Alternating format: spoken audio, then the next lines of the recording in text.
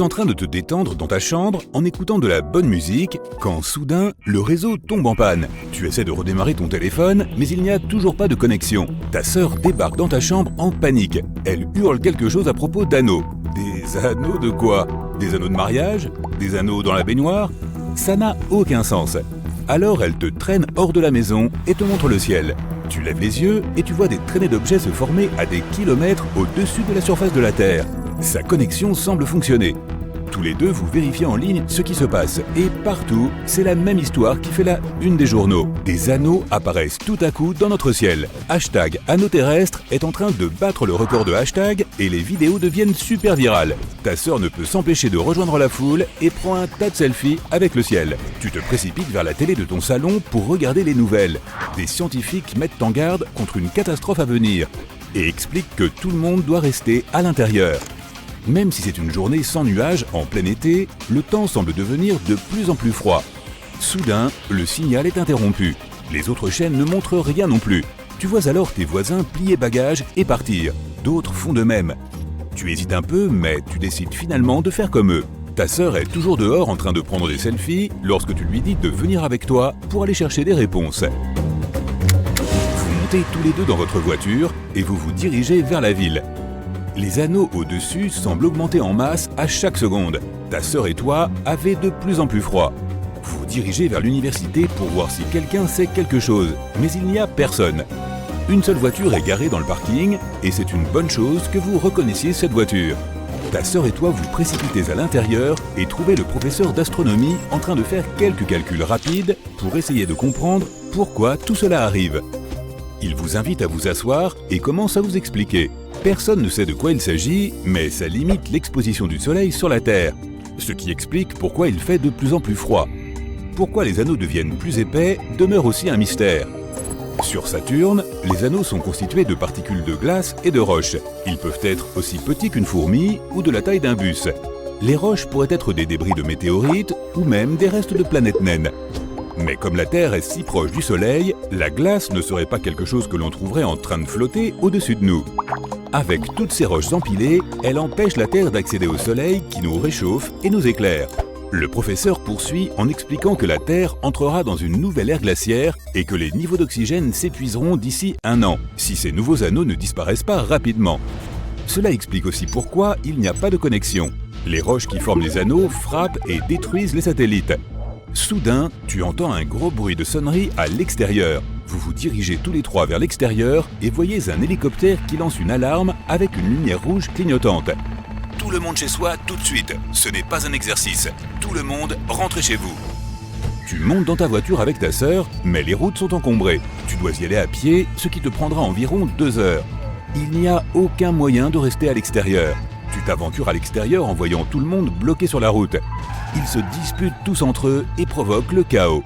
Tu essaies de ne pas rester au milieu de tout ça et tu te faufiles jusqu'à l'autoroute. Comme les anneaux deviennent plus épais, il y a moins de lumière solaire qui passe à travers. L'info sur la période glaciaire reste dans ta tête et te fait froid dans le dos. Tu prends une profonde inspiration et tu vois une fine brume sortir de ta bouche. Le ciel s'assombrit et tu n'es pas encore rentré chez toi.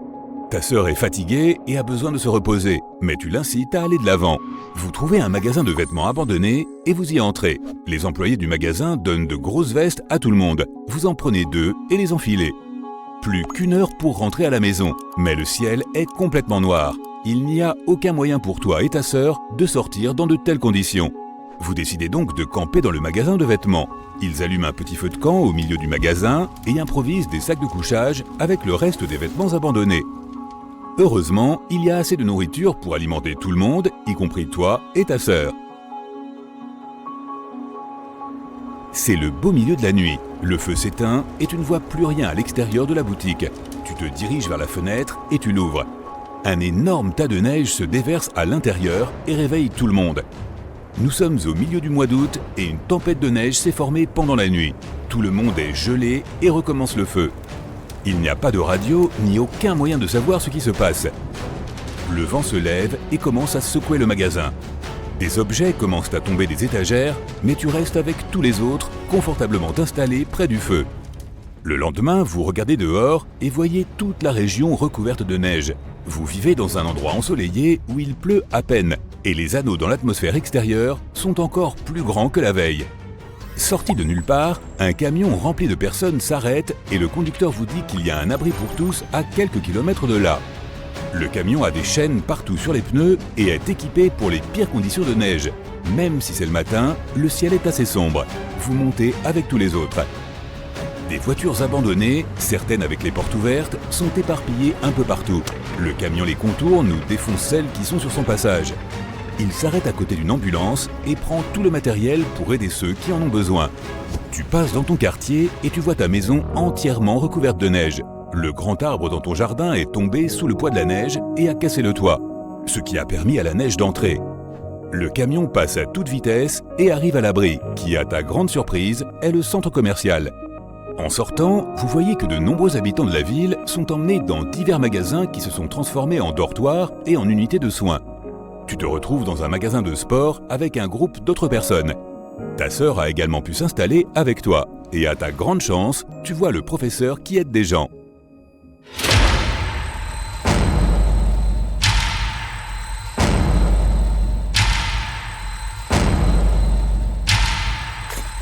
Mais peu après, une forte explosion retentit dans le centre commercial et casse les vitres. Tout le monde se met à l'abri. Tu vois des gens courir dehors. En sortant, tu vois un grand objet métallique devant l'entrée du centre commercial. Il y a des gens qui se rassemblent dans toute la zone et il est difficile de voir ce qui se passe. Mais après avoir regardé de plus près, tu découvres que c'est un satellite qui est tombé de l'orbite. Il s'est écrasé sur le sol et a fait ce boom. On rapporte également que d'autres satellites se sont écrasés sur Terre un peu partout. Cela signifie que toute communication a été effacée de la carte. Tu cours à l'intérieur du centre commercial pour attendre ce qui va se passer. Tu regardes ta sœur avec crainte, ne sachant pas que la nouvelle ère glaciaire vient de commencer.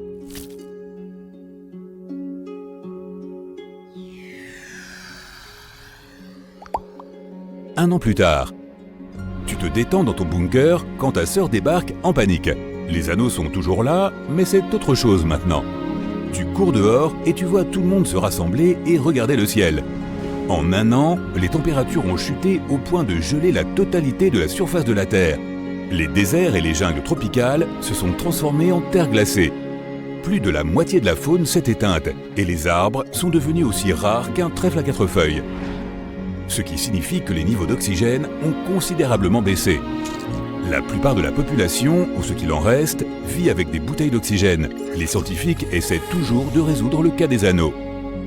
C'est exactement ce que le professeur avait prédit. Mais dans le ciel, des pierres semblent tomber et s'écraser partout. Cela commence au loin, mais ensuite, les rochers commencent à tomber tout près. Tu cours avec tous les autres vers le centre commercial, qui a été recouvert d'une couche de métal pour garder la chaleur à l'intérieur. Ça devrait être plutôt sûr là-dedans. Si les pierres tombent, cela signifie que les anneaux se dissipent. Soudain, tu es plein d'espoir. On dirait que l'ère glaciaire va bientôt être terminée. C'est une belle journée pour une promenade en bateau dans les marais. S'il n'y avait pas ces moustiques, la journée serait parfaite. Mais pour une raison inconnue, les moustiques continuent de grossir à mesure que tu t'enfonces dans le marécage. Au départ, ce n'étaient que de minuscules insectes, presque invisibles, et ils peuvent maintenant avoir la taille de ton pouce. Tu peux entendre leur bourdonnement lorsqu'ils passent devant toi. Tu t'enfonces plus profondément pour chercher à savoir pourquoi ils sont si gros. Finalement, tu vois un grand essaim de moustiques, de la taille de ta main, qui bourdonne. Ils te remarquent et commencent à voler vers toi. Tu attrapes une branche et tu commences à fouetter l'air pour les écraser. Tu cours jusqu'à ton bateau et essayes de t'échapper, mais ils te suivent et certains parviennent à se poser sur toi. Tu les écrases, mais d'autres, de la taille de ballons de basket, sortent de nulle part. Tu démarres ton bateau et tu retournes à toute vitesse sur la terre ferme. En arrivant, tu vois tout le monde s'enfuir en courant, en panique, à cause des moustiques géants. Certains d'entre eux sont aussi massifs que de gros chiens. Les gens se réfugient sous les tables de pique-nique, tandis que d'autres courent jusqu'à leur voiture et démarrent en trombe. Tu descends de ton bateau et cours vers le supermarché le plus proche, en même temps que des dizaines de personnes. Les employés verrouillent les portes. Mais à travers les grandes baies vitrées, tu peux voir les moustiques qui se multiplient. Ils sont de plus en plus gros, il y en a même un aussi gros qu'une voiture, qui passe en trombe. Il est si lourd qu'il a atterri sur une voiture vide et l'a écrasé. Les gens se tassent au fond du magasin. Tu essayes de calmer tout le monde et leur dis de ne pas faire de bruit. Les moustiques se posent sur la baie vitrée et bloquent la lumière naturelle. Il commence à faire sombre à l'intérieur. Quelqu'un augmente le volume de la télévision pour diffuser les dernières nouvelles. Les moustiques se déchaînent sur tout le continent, détruisant les ressources naturelles et envahissant les villes. Les gens sont invités à rester à l'intérieur jusqu'à nouvel ordre. Les moustiques remarquent qu'il y a des gens dans le magasin. Alors ils essayent d'entrer de force. Un moustique de la taille d'une voiture vrombit dans le ciel, inconscient de ce qui se passe en bas. Tout le monde entend du bruit provenant de l'arrière-boutique. Les employés se rendent compte qu'ils n'ont pas verrouillé la porte. Un gros moustique entre et renverse tout. Tout le monde court dans tous les sens, paniqué, en lui jetant des objets au hasard. Certaines personnes prennent un extincteur et l'aspergent jusqu'à ce qu'il s'envole vers l'arrière-boutique. Les employés verrouillent la porte et la barricade pour que rien ne puisse plus entrer. Tout le monde attend nerveusement. La télévision diffuse un reportage en direct sur les moustiques géants qui volent partout. Un hélicoptère est obligé d'atterrir car les moustiques volent furieusement dans le ciel. Tout le monde frissonne en entendant le bruit d'autres moustiques qui bourdonnent près de la porte arrière. Les heures passent et d'autres moustiques arrivent sans cesse. Il n'y a personne dehors. Et une grande partie de l'aménagement urbain et du parc est détruite ou envahie par les insectes géants. Certaines personnes grignotent ce qu'elles peuvent tandis que d'autres dorment. Un bulletin spécial interrompt le reportage et montre qu'il y aurait des bus blindés prêts à embarquer les gens près de l'aire de pique-nique sur l'autoroute. Ces bus ne se rendront pas au point chaud du centre-ville, car ce serait trop dangereux. Le seul moyen de monter à bord est d'être sur l'autoroute dans 2 heures. Tout le monde essaye d'appeler ses proches, mais les tours de téléphonie cellulaire ont été détruites et personne ne peut plus appeler personne. Le moustique qui s'est introduit il y a un moment a détruit la seule ligne fixe qui était présente. Les gens se disputent pour savoir s'ils doivent rester ou partir. D'autres insectes recouvrent les seules zones claires du ciel jusqu'à ce que le soleil disparaisse. Les gens se divisent en 2 groupes, ceux qui veulent partir pour prendre le bus et ceux qui veulent rester. Les employés connaissent un chemin de traverse qui peut rapidement mener à l'autoroute. Le seul problème est que cela prendra environ 20 minutes à pied, car il n'y a plus de voitures en état de marche. Le chemin est délicat. D'abord, il faudra s'échapper par l'entrée principale et se diriger vers la forêt, derrière les bennes à ordures. Là-bas, il faudra entrer dans un bâtiment, puis descendre dans les égouts, ce qui mènera au lac à côté de l'autoroute. Le premier groupe décide de partir. Il prépare des provisions en vue de l'évasion. Chaque seconde, de nouveaux moustiques arrivent, obscurcissant le ciel. Les gens s'équipent de tout ce qu'ils peuvent trouver pour se protéger. Les moustiques sont attirés par le dioxyde de carbone que les gens expirent et ils savent qu'il y a une source provenant du magasin. Une fois que tout le monde est prêt, les membres de l'expédition prennent des torches de fortune et les allument. Ils ajoutent un peu d'alcool à brûler pour entretenir le feu. Tu fais partie du groupe qui prévoit de s'échapper. Les portes s'ouvrent et tout le monde s'enfuit derrière la benne à ordures. De nombreux moustiques tentent de vous attaquer, mais la fumée du feu les repousse. Chaque seconde, de nouveaux moustiques envahissent le ciel et les environs. De nombreuses personnes finissent par rentrer en courant dans le magasin, car elles n'ont pas pu passer la benne à ordures pour atteindre l'autre bâtiment. Finalement, le reste du groupe, toi y compris, courait vers le bâtiment, mais il est verrouillé et personne ne peut enfoncer la porte. Le plan B consiste à casser une fenêtre et à ramper à l'intérieur. Tu attrapes une pierre et brises la fenêtre la plus proche.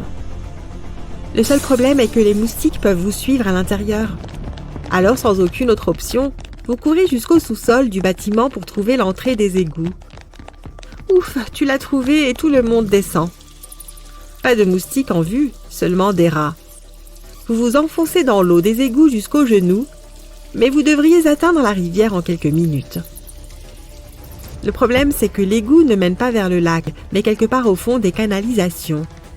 Vous le suivez quand même jusqu'à ce que vous voyiez ce qui ressemble à une sortie. Vous sortez donc et vous vous retrouvez près d'un collecteur où toutes les eaux rejetées mènent à côté du marais. Le seul problème est que vous n'êtes plus à côté de l'autoroute et que le temps presse. De nouveaux moustiques envahissent les airs, mais ils ne prennent pas vraiment la peine de s'intéresser à vous. Tu remarques des créatures de la taille de chat qui flottent sur l'eau. Ce sont des bébés moustiques ou des larves et ils viennent vers vous. Toi et tous les autres nagez pour sauver votre vie jusqu'à la rive. Le moustique géant alpha s'envole dans les airs et plonge en piqué pour essayer d'attraper quelqu'un, mais il le rate.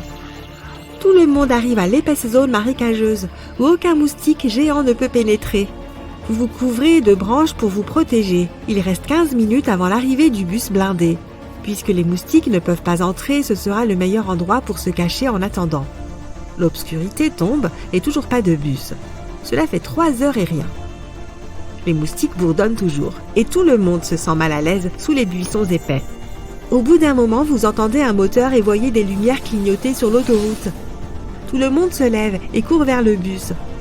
Mais tu les arrêtes pour ne pas attirer l'attention des moustiques. Tu te portes volontaire pour te faufiler et arrêter le bus. Puis tous les autres pourront suivre sans trop attirer l'attention. Tu déplaces quelques branches, enjambes quelques écorces d'arbres et rampes jusqu'à l'autoroute. Tu essayes de retenir ta respiration pour ne pas faire trop de bruit. Tu atteins le bord de la route et agites les bras pour arrêter le bus. Il s'arrête et la porte s'ouvre. Tu fais signe au reste des gens de venir et ils te rejoignent. Tout le monde est à l'intérieur et en sécurité.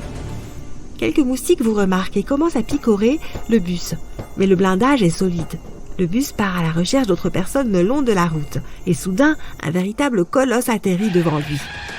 Le bus s'arrête et tu vois un moustique de la taille d'un Boeing 747. Il te regarde droit dans les yeux. Il se prépare à attaquer, mais le bus accélère sous ses pattes et repart. Le moustique s'envole et essaye de rattraper le bus. Mais vous entrez dans un tunnel qui mène à l'autre côté de la montagne. Après quelques minutes, vous arrivez dans une zone ouverte, sans arbres ni bâtiments. Le bus accélère tout en esquivant les obstacles sur son passage, sur son chemin. Enfin, tu remarques que vous êtes près du supermarché où vous vous étiez réfugié. Le bus ouvre la porte pour que toutes les personnes à l'intérieur soient emmenées dans une zone sûre. Des volontaires expliquent que le monde entier est envahi par ces créatures géantes. Au passage, tu vois un moustique hybride qui a 2 têtes et une queue de scorpion. Il est aussi grand que la statue de la liberté et il est prêt à attaquer. Ce qui provoque la croissance anormale de ces moustiques les transforme aussi en hybrides et en mutants. La journée avait pourtant si bien commencé. Jour 1. Une petite mais puissante secousse ébranle la ville de Naples, en Italie. Les chaînes d'information relatent l'événement. Les experts pensent que le Vésuve, le stratovolcan du golfe de Naples, va bientôt exploser. Mais quand ? Il a déjà connu de nombreuses éruptions par le passé. En fait, c'est ainsi qu'il a pris sa forme. Il est constitué de plusieurs couches de lave durcie, de pierres ponces et de cendres. La dernière éruption du Vésuve a eu lieu en 1944, mais une explosion majeure s'y est produite il y a près de 2000 ans. Elle a enseveli les villes romaines de Pompéi et d'Herculanum et a décimé les zones environnantes. Aujourd'hui, 3 millions de personnes vivent à moins de 30 km du volcan et 600 000 vivent dans la zone de danger. Les grandes éruptions se produisent tous les quelques milliers d'années, généralement après de longues périodes de calme. Et le problème, c'est que le Vésuve est en retard sur sa prochaine éruption. Mais cette fois-ci, le volcan est surveillé par l'Observatoire du Vésuve. Il dispose de stations sismiques, de réseaux GPS spéciaux et de radars satellitaires. Pour l'aider à mesurer les mouvements du sol, il dispose également d'un équipement spécial pour tester les produits chimiques contenus dans les gaz provenant du volcan. Tout cela aide les experts à déterminer si le volcan est sur le point d'exploser. Mais est-ce que cela va se produire ? Pour l'instant, le magma se trouve à plus de 10 km de la surface. Les choses semblaient sûres hier, mais maintenant, elles sont sur le point de s'aggraver.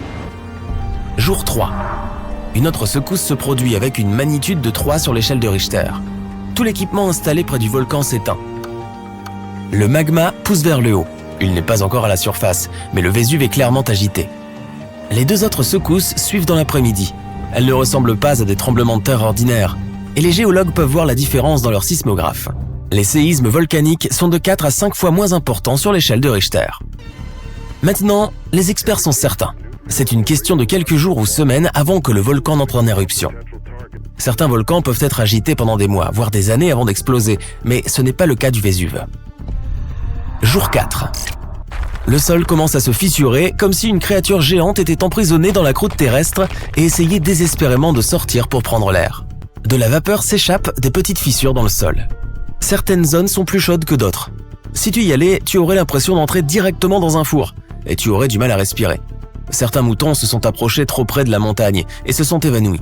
Quand le fermier les a trouvés, il a failli s'effondrer lui aussi, non pas à cause de la chaleur, mais à cause des gaz. Du dioxyde de carbone et du sulfure d'hydrogène sont libérés dans l'air. Toute la zone autour du volcan sent les œufs pourris et beaucoup d'animaux de la forêt restent maintenant à l'écart. Les arbres voisins absorbent ces gaz du sol depuis des jours et ils commencent à brunir.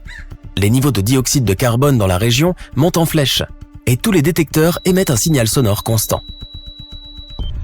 Jour 6. Les tremblements sont de plus en plus fréquents. Les experts de l'observatoire du Vésuve qui surveillent le volcan disent que les secousses proviennent du magma qui est poussé vers le haut. Quelques heures plus tard, l'alerte d'urgence nationale est déclenchée.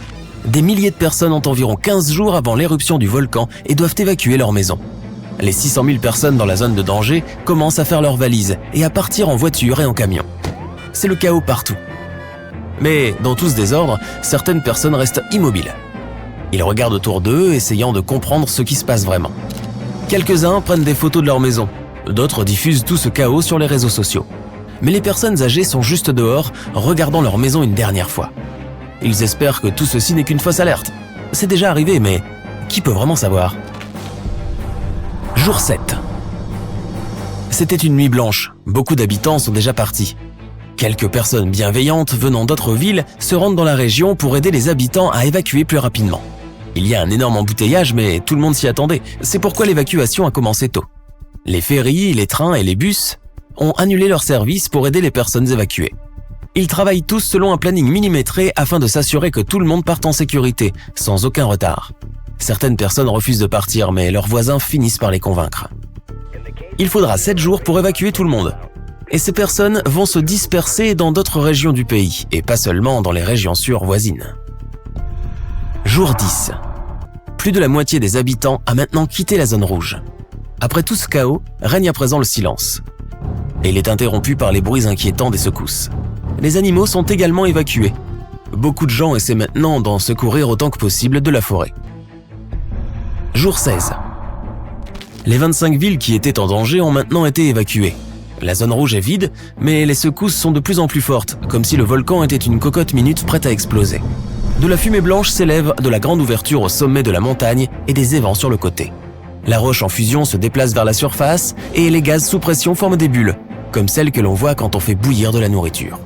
Soudain, on entend quelques fortes détonations puis une explosion.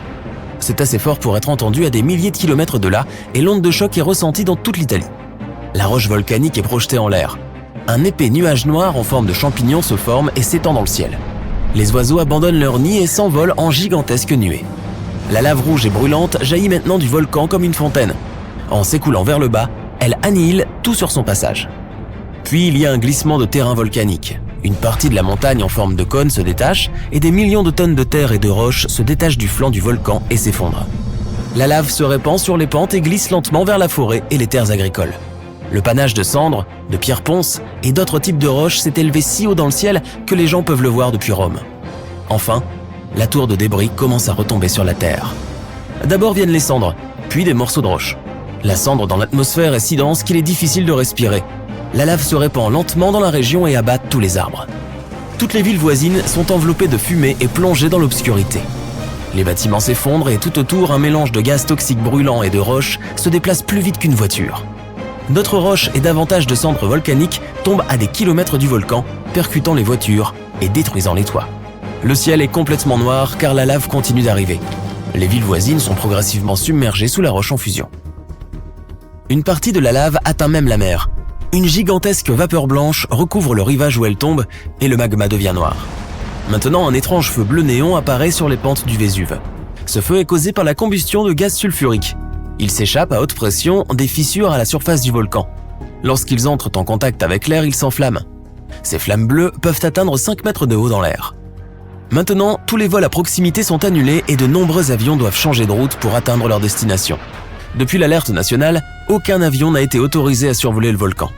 Les nuages de cendres volcaniques peuvent endommager les moteurs à réaction et d'autres composants d'avions. L'eau est maintenant contaminée par des courants de cendres volcaniques et sent incroyablement mauvais. En peu de temps, ce magma a fait disparaître des villes entières. Seuls les toits des plus grands bâtiments sont visibles. Après la grande éruption explosive, il y en a de plus petites et plus silencieuses. À ce stade, personne ne sait encore si le volcan a cessé d'être en éruption et personne ne peut s'approcher de la zone. 10 ans plus tard. La plupart des parties de la zone rouge sont maintenant cachées sous de la lave durcie, mais encore chaude, y compris l'ancien site de Pompéi. Certaines personnes ont commencé à oublier ce qui s'est passé, d'autres ont commencé leur nouvelle vie ailleurs, et certains ne veulent même pas penser à ce qui est arrivé à leur ancienne maison. Mais plusieurs d'entre eux comptent les jours qu'il leur reste avant de pouvoir rentrer chez eux. 100 ans plus tard, tu marches dans ce qui semble être un terrain vague de cendres volcaniques. Tu réalises soudain que tu es debout sur le toit de la ville de tes arrière-grands-parents. Tout est maintenant submergé sous un épais tapis de lave solidifiée. Mais en dessous de tout cela, à peu près, tout est encore intact, complètement figé dans le temps. Il y a des millions d'années, il y avait des mers et des océans là où se trouvent aujourd'hui les déserts. Et si tout cela revenait? Tu imagines avoir désormais de l'eau au lieu du sable?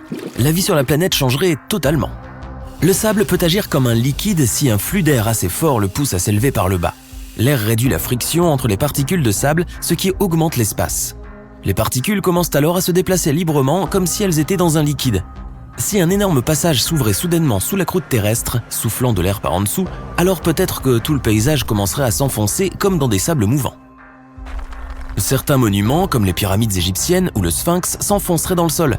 D'énormes villes construites sur le sable disparaîtraient. Les déserts du Sahara ressembleraient à un chaudron bouillonnant. Les caravanes de chameaux s'écrouleraient tout simplement. Mais ne t'inquiète pas, les animaux ne seraient pas blessés. Comme le sable liquide est rempli d'oxygène, ils pourraient y nager. Mais que se passerait-il si le sable se transformait en eau au lieu de n'être qu'une simple version liquide de lui-même? Si cela venait à arriver rapidement et de manière inattendue, des catastrophes se produiraient sur toutes les plages du monde. Imagine que tu te fais dorer au soleil sur un matelas pneumatique au bord d'une plage de sable d'une station balnéaire. Tu portes des lunettes de soleil, les vagues te chatouillent les orteils, les mouettes crient au-dessus de ta tête et tu as un thé glacé entre les mains. Des vacances parfaites. Mais à ce moment-là, tu sens ton matelas bouger. Une vague te frappe. Tu enlèves tes lunettes et tu te retrouves au milieu de la mer. Toute la plage s'est transformée en eau. Elle s'étend jusqu'à la route où circulent les voitures et où se trouvent les maisons. Tu aides les gens qui prenaient un bain de soleil à proximité à grimper sur le matelas. Tu nages jusqu'à la nouvelle rive. Tu rentres chez toi, tu allumes la télévision et tu vois ce qui se passe partout dans le monde. Des centaines de milliers de plages sont inondées. L'eau déborde des rues et des maisons. Les gens ont peur. Certains fuient de chez eux, tandis que d'autres prennent des planches de surf et se laissent porter par les vagues. Et alors qu'une partie du monde tente de faire face à une inondation mondiale de rivages sablonneux, un 5e océan se forme au même moment. Tu prends un avion et tu survoles le plus grand désert de sable de la planète. La superficie du désert du Sahara est de 9,5 millions de kilomètres carrés, soit presque la taille de l'ensemble des États-Unis. En un instant, des milliards de tonnes de sable se sont transformées en eau. Et toute cette eau commence à se déverser. Les animaux qui vivent dans le sable, tels que les gerboises, les scorpions, les cobras et bien d'autres, disparaissent de la surface de la planète. Les pays les plus proches sont dévastés par l'inondation. Le nouvel océan est relié à la Méditerranée, à la mer Rouge et à la mer Tyrrhénienne. Le niveau de l'eau dans les océans du monde augmente tellement que la plupart des nations insulaires doivent évacuer leur population vers les continents. Dans les villes côtières, les gens fréquentent les cafés et profitent de la vie. Certains prennent des bains de soleil tandis que d'autres essaient de se protéger de la chaleur en allant à l'ombre. Soudain, le vent se lève et une ombre apparaît sur le sol. Les gens la regardent perplexes et elle continue à grandir. Tout le monde lève les yeux et constate qu'un énorme tsunami s'approche du rivage. Dans les pays désertiques, c'est encore pire. Ils sont inondés d'un seul coup et se transforment en de nombreuses petites îles divisées. Des vagues gigantesques vont frapper les côtes des villes portuaires pendant longtemps. Les endroits les plus chauds de la planète sont devenus humides. Le sable chaud s'est transformé en une eau presque bouillante. Elle s'évapore rapidement et forme d'énormes nuages de pluie. Grâce à une humidité élevée, la pression atmosphérique change et des vents forts commencent à souffler. Ils poussent les nuages partout à travers la planète. De grosses pluies s'abattent partout dans le monde, arrosant la planète. L'eau se mélange avec les océans du monde et se refroidit. Les endroits les plus chauds du globe deviennent plus froids. Avec les changements de température, des tornades et des ouragans se forment un peu partout et ravagent la planète. La face de la Terre tout entière est en train de se déformer. De nouvelles mers, de nouveaux lacs et de nouveaux fleuves se forment partout sur la Terre. Auparavant, l'eau représentait 70% de la surface de la planète. Maintenant, c'est 90%. Heureusement, les cataclysmes ne durent pas longtemps. Même si les sables recouvrent une grande partie du territoire, ils ne sont pas très épais.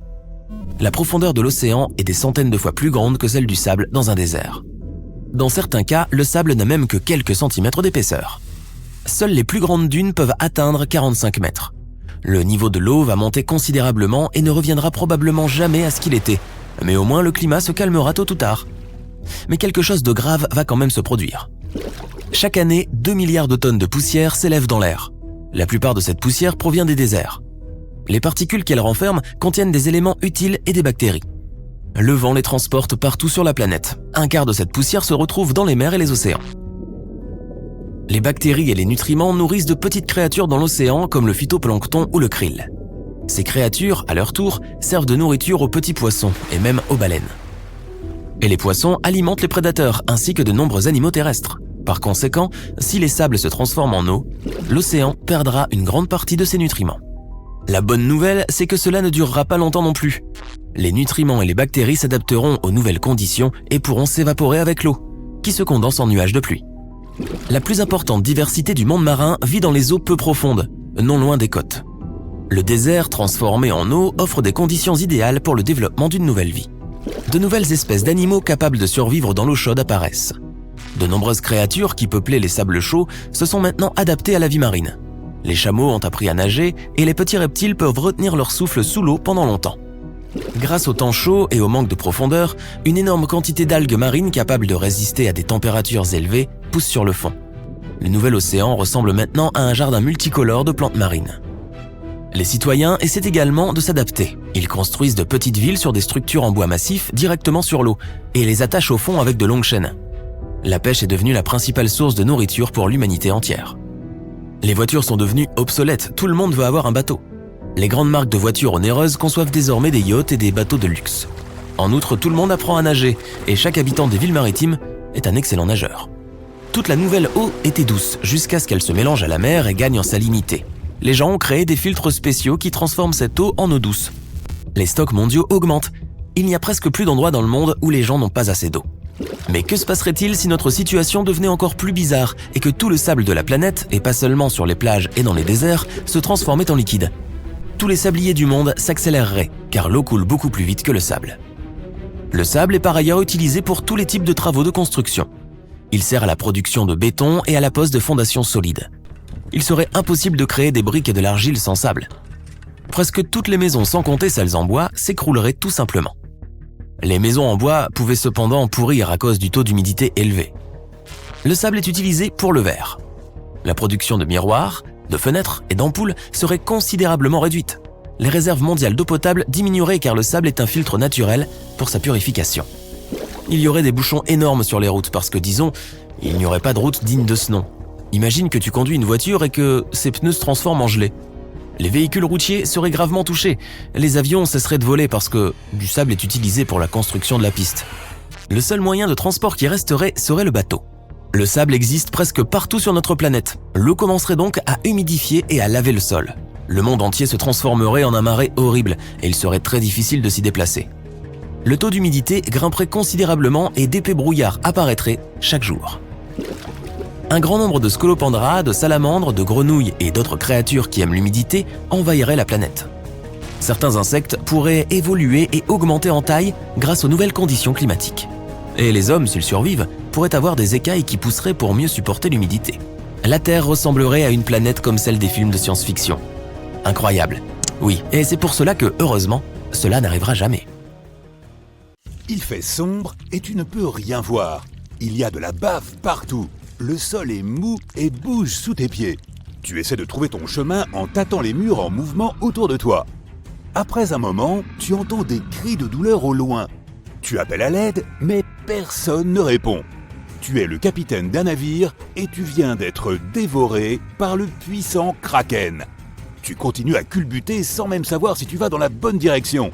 Les cris se font de plus en plus forts. Ce n'est qu'une question de temps avant que tu ne finisses par retrouver quelqu'un. Alors que tu t'apprêtes à faire ton prochain pas, un gros morceau de bois est projeté devant toi, te faisant presque tomber. Ce morceau de bois provient du navire que le Kraken a avalé. Il a aussi avalé tout l'équipage vivant. Donc, ils doivent se trouver quelque part dans le ventre de la bête. Tu continues à suivre les cris. Ils te mènent vers un autre chemin qui ressemble à un œsophage. Tu attrapes un morceau de bois et tu glisses le long de ses entrailles gluantes. Il fait sombre. Alors tu déchires un morceau de tissu de ta chemise et l'enroules autour d'une grande planche. Puis tu y mets le feu. Cette torche de fortune te permet de voir où tu vas dans les moindres détails. Tu peux distinguer les grandes veines qui palpitent à l'intérieur. Chaque veine pourrait contenir plus de 3 personnes. Après un moment, tu commences à voir davantage de débris de ton bateau, y compris les trésors que tu avais découverts et conservés à fond de cale. Mais maintenant, ces énormes tas d'or n'ont plus aucun intérêt. puisque tu es à la recherche de ton équipage dans cet intérieur sombre et malodorant. Tu arrives à un embranchement où il semble y avoir plusieurs tunnels, chacun menant à un endroit différent. Tu sais qu'il est impossible de ressortir par la bouche, alors il n'y a pas d'autre solution que de s'enfoncer plus loin. Tu décides de suivre ton instinct et de te glisser dans le plus petit tunnel, qui est couvert de bave et d'autres liquides. Tu éteins ta torche et la ranges pour t'en servir à nouveau plus tard. Tu te glisses dans la cavité et restes coincé pendant un moment. Le kraken nage toujours, mais il semble soudain faire une pause. Les veines et autres vaisseaux sanguins géants ralentissent et le tunnel de chair dans lequel tu rampes s'élargit. Avant même de t'en rendre compte, tu dégringoles le long de ce puits jusqu'à ce que tu atteignes un bassin rempli de liquide. À la seconde où tu y plonges, tu commences à sentir l'acide brûler tes vêtements. Tu es dans l'un des estomacs du kraken. Tu enlèves ta chemise et pagaies sur une planche afin de traverser ce lac d'acide à la rame. Tu peux voir d'autres morceaux brisés de ton navire éparpillés un peu partout. Tout à coup, le kraken se remet en mouvement et commence à nager très vite. Tu n'as pas d'autre choix que de t'accrocher à la planche et de te maintenir à flot en protégeant tes yeux de l'acide. Tu les fermes. Tu es maintenant projeté plus loin dans l'estomac, là où la digestion doit avoir lieu. Ici, l'acide est encore plus corrosif et fait fondre tout ce qui s'y trouve. L'odeur est atroce et tu n'arrives pas à trouver le moyen de partir. Mais au loin, tu vois certains membres de ton équipage échouer sur une petite île au beau milieu de l'estomac. Tu vois quelques requins qui nagent autour et qui n'ont pas encore été digérés. Il n'y a rien que tu puisses faire pour le moment, à part te frayer un passage et parvenir jusqu'à ton équipage. Tu montes sur un autre morceau de bois et tu rames vers eux. Cette fois, l'acide gastrique s'attaque au bois. Heureusement, un membre de ton équipage te lance une autre planche, alors tu sautes dessus et rames jusqu'à eux. Tu grimpes sur le rivage. Tout le monde est heureux de te voir. Tu essaies de trouver un moyen de vous échapper, mais les sorties sont toutes pleines d'acide. Davantage d'eau s'infiltre, ainsi que de nombreuses créatures marines. L'acide ne cesse de monter, et tout le monde se resserre en tremblant. À un moment donné, le kraken avale une grande baleine à bosse qui se débat dans l'eau acide. Cela agace le kraken qui se met à s'agiter, ballottant tout le monde. Toi, ainsi que beaucoup d'autres, atterrissez sur la baleine et vous y cramponnez fermement. On dirait que le kraken veut expulser cette baleine d'une manière ou d'une autre. Les parois internes de l'estomac se contractent jusqu'à ce qu'il soit suffisamment rétréci pour évacuer le cétacé. Toi et tes membres d'équipage vous accrochez toujours à la baleine, mais ce n'est pas facile. Finalement, le kraken recrache la baleine et nage jusqu'au fond de l'océan. Votre nouveau défi est de nager jusqu'à la surface pour respirer. La baleine vous pousse, toi et tous les autres, vers le haut. Sans elle, personne n'aurait réussi à remonter à la surface pour respirer à temps. Tu ne sais pas où vous vous trouvez. Certains de tes coéquipiers s'accrochent à des débris de ton navire pour rester à flot. Tu nages jusqu'à l'un d'eux et grimpes sur le bout de bois. Le soleil commence à se coucher. Il n'y a rien en vue. L'équipage a faim et a froid. Et le pire, c'est l'heure où les requins chassent leur dîner. Tout le monde grimpe sur ses planches pour rester hors de l'eau. En un rien de temps, des ailerons de requins commencent à surgir de toutes parts. Il n'y a rien à faire à part tenter de survivre à la nuit. Le jour suivant arrive. Personne n'a réussi à dormir. Tout le monde décide de fixer toutes les planches ensemble et de ramer en direction du soleil. Pendant que chacun débat de la marche à suivre, tout l'équipage attend ton dernier mot. Le soleil est brûlant et tout le monde est à bout de force. Il n'y a pas d'eau fraîche à boire non plus. Personne n'a les moyens de pêcher afin de vous nourrir. Et la menace des requins et du kraken plane toujours sur vous. L'un des membres de ton équipage aperçoit quelque chose au loin qui semble être une île. Tout le monde se réjouit, se serre dans les bras et pagaie dans sa direction. Après quelques heures, tu arrives sur l'île et plonges tes mains dans le sable chaud. Certains courent partout, tandis que d'autres embrassent la terre ferme et les palmiers. Mais pour une raison ou pour une autre, il semble que quelque chose cloche. Des oiseaux volent autour de vous. Ils ne semblent pas vous craindre. Tout le monde se dirige vers le centre de l'île pour découvrir si quelqu'un l'habite. Un petit feu de camp se trouve au beau milieu, mais il n'y a aucun autre signe de vie aux alentours. Cette île est trop petite pour avoir des résidents. Il ne semble y avoir aucun signe que quelqu'un l'ait jamais visitée, à part ce feu de camp. Au bout d'un moment, l'île commence à bouger. Tout le monde grimpe sur un arbre et l'eau recouvre entièrement l'île. Au loin, tu vois une grande silhouette émerger de l'eau et se tourner vers toi. C'est une tortue de mer géante. pendant tout ce temps, vous vous trouviez sur le dos d'une tortue gigantesque. Elle se déplace gracieusement dans les flots et s'arrête après quelques heures. Les membres de l'équipage construisent des cabanes et allument un feu pour faire cuire un peu de nourriture et dormir confortablement. Tu admires au loin le ciel nocturne et les étoiles qui emplissent l'horizon. Tu grimpes sur l'arbre le plus haut pour trouver un peu de calme et de repos. Au loin, tu aperçois le kraken qui nage et se rapproche de la tortue. Mais comparé à elle, il n'a la taille que d'une chaussure. Le lendemain, tu te promènes et explores le reste de l'île Tortue. Des créatures uniques que tu n'as jamais vues auparavant vivent ici. Des oiseaux parmi les plus exotiques volent dans tous les sens et les animaux ne semblent même pas avoir peur de vous. Tu atteins le sommet de la montagne, couverte d'arbres et de lianes, pour avoir une bonne vue d'ensemble de l'île. Le panorama tout entier s'offre à toi et tu découvres qu'il y a un énorme trou dans le sol juste en dessous. Tu aperçois ce qui semble être des outils d'excavation laissés par d'autres explorateurs. Tu rassembles ton équipage et te précipites vers le trou. Vous devez vous frayer un chemin à travers les lianes et escalader un terrain difficile pour y parvenir. La question principale est: où mène ce trou si la base de cette île est une carapace de tortue géante? Vous arpentez le site et voyez de nombreux outils et des plans abandonnés. Tu te saisis d'une carte et vois une marque en forme de X qui indique un trésor dépassant toute imagination. Tu rassembles tes équipiers. Tout le monde ramasse une partie de l'équipement. Une autre question effrayante est de savoir pourquoi ils ont abandonné tout ce matériel. Tu étudies les plans. Ils indiquent toutes les étapes à suivre, sauf la dernière, que personne ne semble avoir compris. Après un moment, vous descendez dans le trou et vous dirigez vers le fond. Mais ce que vous découvrez là est encore plus choquant que tout ce à quoi vous vous attendiez. Ah, quelle belle journée, n'est-ce pas?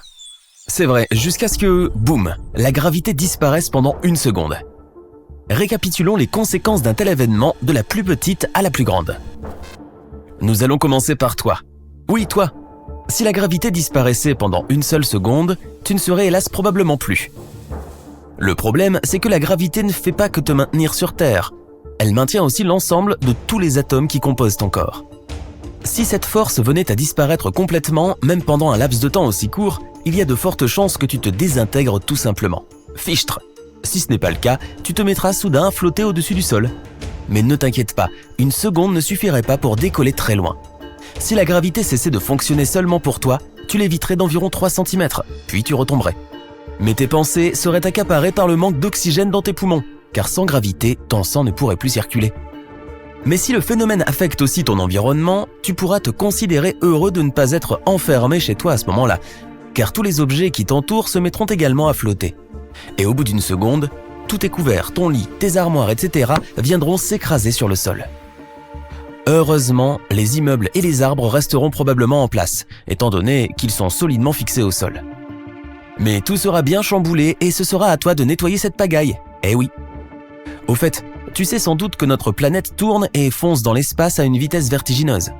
Il y a donc une chance que si la gravité disparaît, l'espace d'une seconde, tout ce qui se trouve à la surface de la Terre succombe à l'inertie et soit projeté horizontalement à des centaines de kilomètres à l'heure. Le désordre sera alors encore plus important, mais seulement si toute chose conserve sa masse. Si ce n'est pas le cas, il ne devrait y avoir aucun problème. Enfin, peut-être. Mais les vrais problèmes commencent si la gravité disparaît à l'échelle de la planète entière. La force de gravité est égale à la pression à l'intérieur de la Terre, et si la pression extérieure disparaît, rien n'empêchera la matière en fusion que renferme notre planète de jaillir à la surface. Les plaques tectoniques se soulèveront, ce qui produira un immense tremblement de terre sur l'ensemble du globe. Et tous les volcans du monde entreront probablement en éruption, car la lave sera soumise à une énorme pression. Si une telle méga-éruption survenait, aucune forme de vie ne pourrait survivre, sauf les plus robustes des créatures comme les tardigrades. Des nuages de cendres volcaniques se répandraient sur toute la planète, bloquant la lumière du soleil. Au début, les températures augmenteraient à cause de l'effet de serre, mais très vite, la planète se refroidirait et une nouvelle ère glaciaire commencerait. Sympa, hein? Tout cela arriverait même si la gravité revenait au bout d'une seconde, car le mouvement serait enclenché, et pas une force ne suffirait à l'arrêter. Au-dessus de toi, l'atmosphère de la Terre s'évaporerait tout simplement.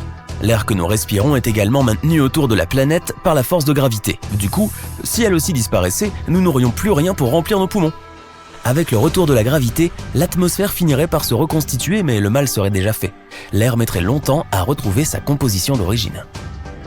Pendant ce temps, dans l'espace, la situation serait encore pire.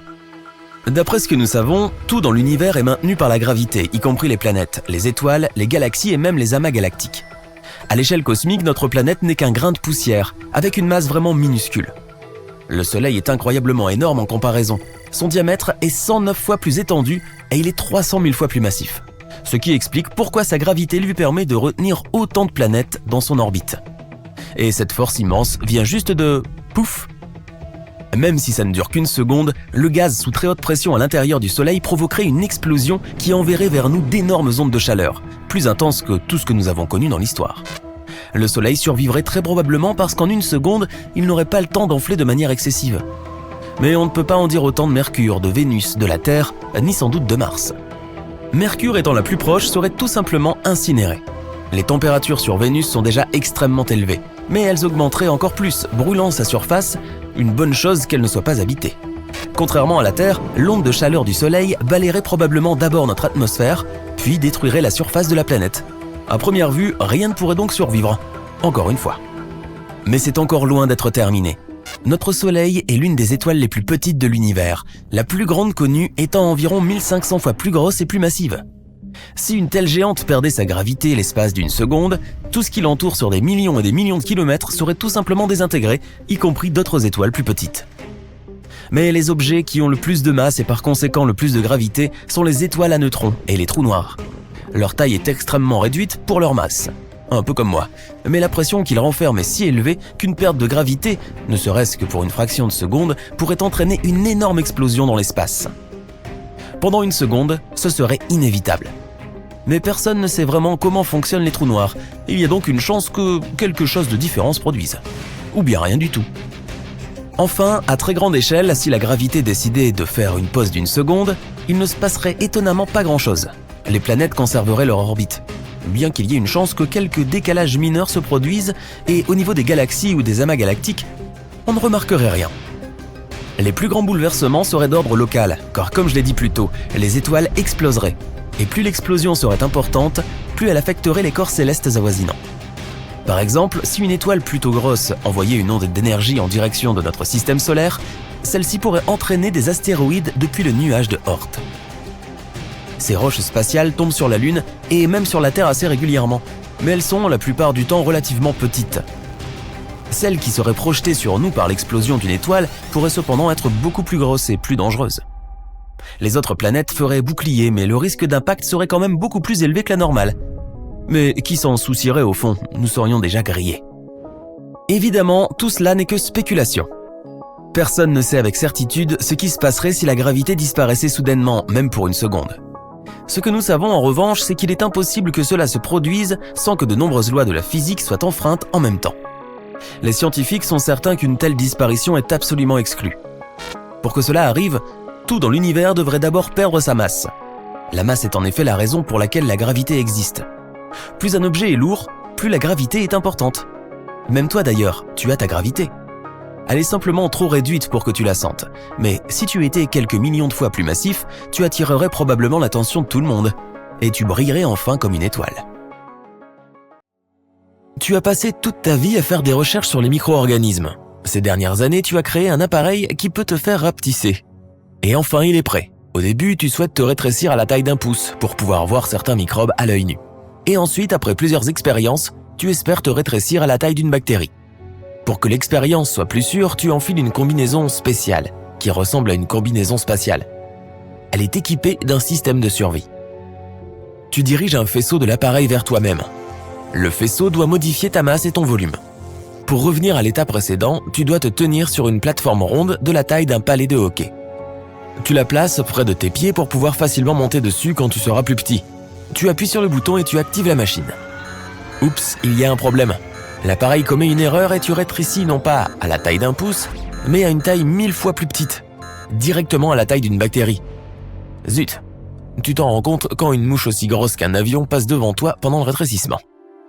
Tu deviens si petit que les poils du tapis sur lequel tu te trouvais semblent avoir la taille d'arbres immenses. Ne panique pas. Tu dois trouver le palais, te tenir dessus, et tu retrouveras ta taille normale. Il était juste à côté de tes pieds, à seulement 1 centimètre. Attends, mais qu'est-ce qu'un centimètre maintenant ? quand 1000 spécimens de ta taille peuvent tenir sur la pointe d'un cheveu humain. Tu décides d'escalader un poil du tapis pour voir où se trouve le palais. Tu ne peux même pas voir le plafond du laboratoire. La pièce est floue à cause de sa taille énorme.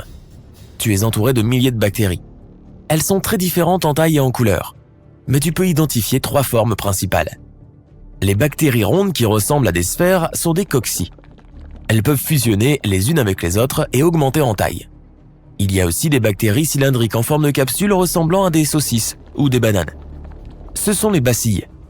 Et les bactéries en spirale sont appelées spirilles. À l'extrémité de leur corps, elles ont un cilium ressemblant à un cheveu. Les bactéries sont essentielles pour notre planète. Elles aident à produire de l'oxygène et à absorber le dioxyde de carbone. Elles purifient l'eau et l'air, digèrent les aliments dans notre estomac et améliorent notre système immunitaire. Elles rampent sur le sol, partout sur le tapis. Tu commences à grimper sur le poêle. Sur ton chemin, tu rencontres des cocci qui ressemblent à d'énormes pommes de terre, des spirilles semblables à des spaghettis. Après quelques heures, tu as enfin atteint le sommet du poêle. Pour toi, ça a été un long moment, mais en réalité, seules quelques minutes se sont écoulées. Plus tu es petit, plus le temps passe lentement. Te souviens-tu à quel point il est difficile de frapper une mouche ? C'est parce qu'elle voit tes mouvements au ralenti. En regardant autour de toi, tu vois une forêt infinie de poils. Au loin, tu peux voir la silhouette d'une grande montagne au sommet plat. Elle te semble plus grande que l'Everest. Super, maintenant tu dois y arriver en vie. Soudain, une énorme bactérie t'attaque par le bas. Il s'agit de plusieurs bacilles réunies ensemble. Ils ressemblent à un tas de saucisses. Pour t'échapper, tu sautes vers le bas. Tu pèses si peu que tomber de n'importe quelle hauteur est sans danger. Tu cours à travers la forêt dense. Tu remarques que presque toutes les bactéries se dirigent vers toi. La plupart d'entre elles mangent des matières organiques comme le glucose ou les glucides. Et en ce moment, pas de chance, tu es la plus grande source de glucides dans les environs. Des microbes plus petits se collent à tes jambes, tes bras et ton visage. Tu les secoues et tu tombes. Plusieurs bacilles joints ensemble s'approchent, mais ensuite, un objet rond avec des pointes de la taille d'un ballon de football s'écrase sur eux. Tu vois beaucoup de ces ballons et tu réalises que ce sont des virus. Des micro-organismes qui ne peuvent pas vivre sans les bactéries. Pour se reproduire, ils doivent infecter un être vivant. Les virus ont pénétré dans une bactérie. Les autres bactéries qui te poursuivaient sont également attaquées. Tu vois une bactérie gigantesque qui ressemble à un avion de ligne sans ailes. C'est un type de cocci. Plusieurs grosses boules attachées les unes aux autres et sur le point de la manger. Tu vois un petit ballon de football piquant qui pénètre dans son corps. La bactérie frissonne et se fige. Après un moment, un trou apparaît en elle et des centaines de milliers de virus s'envolent. Ils sont partout et cherchent un nouvel hôte. Des ballons piquants volent vers toi à grande vitesse. Tu attrapes un morceau de peluche et le balances comme une batte de baseball. Tu combats les virus un par un. Ta batte finit par se casser et tu t'enfuis. Tu sembles être en sécurité maintenant. Tu entres dans un immense champ. Il n'y a rien d'autre ici que des bactéries. Tu réalises que c'est une petite tache sur le tapis que tu as accidentellement brûlée il y a quelques mois. Il y a 1 milliard de microbes ici et ils se multiplient à un rythme effréné. Une bactérie augmente en taille et se divise en 2. Après quelques minutes, ces 2 bactéries grandissent et se divisent également. Elles sont maintenant au nombre de 4. La colonie de bactéries croît de façon exponentielle. Avec un taux de reproduction aussi rapide, une seule bactérie peut créer une progéniture pesant environ 1 tonne en 24 heures. Après 5 jours, les bactéries seront capables de remplir toutes les mers et tous les océans. Heureusement, la vitesse à laquelle elles se divisent est égale à la vitesse de leur destruction. La sécheresse, un rayon de lumière, une température élevée, l'humidité, tous ces phénomènes contrôlent la population des microbes. Mais dans des conditions idéales pour elles, les bactéries pourraient s'emparer du monde entier. Tu te ferais un chemin dans un champ de micro-organismes. Les grandes bactéries consomment les petites. Elles se multiplient et sont détruites. C'est une mer bouillonnante de vie. Tu sens que ton pied est coincé. Tu as marché sur quelque chose de collant. Juste en dessous, une grande bactérie sphérique rampe hors du sol. Elle est reliée à d'autres bactéries et n'a pas de forme précise. Elle ressemble à une biomasse pulsante sans forme. La chose s'accroche à ton corps. Elle t'enveloppe. Tu as l'impression d'être absorbé par de la gelée chaude. La bactérie compresse ta poitrine. Il t'est maintenant difficile de respirer et de bouger. À ce moment-là, quelque chose qui ressemble à une vis en métal s'enfonce dans la bactérie. Un gros diamant fait ensuite irruption. Après cela, plusieurs fines pattes lisses ressemblant à des aiguilles courbes entrent aussi à l'intérieur. Tous ces détails s'unissent et se transforment en une étrange créature à l'intérieur du microbe. Un diamant est fixé à une extrémité de la vis et les pattes de l'aiguille s'accrochent.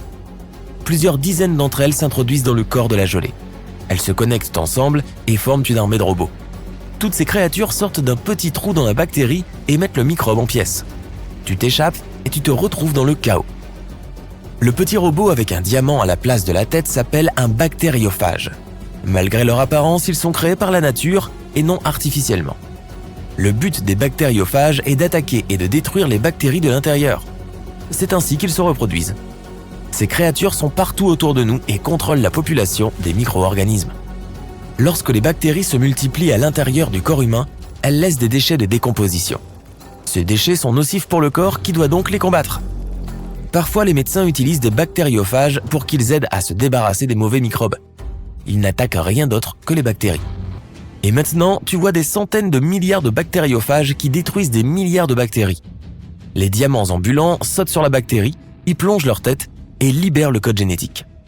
Des parties séparées qui s'assemblent dans de nouveaux bactériophages. Tu continues ta route et emportes quelques diamants avec toi juste au cas où. Le chemin est long, mais après quelques semaines, tu arrives enfin à atteindre le palais. Dans le cours normal du temps, cela fait 1 heure.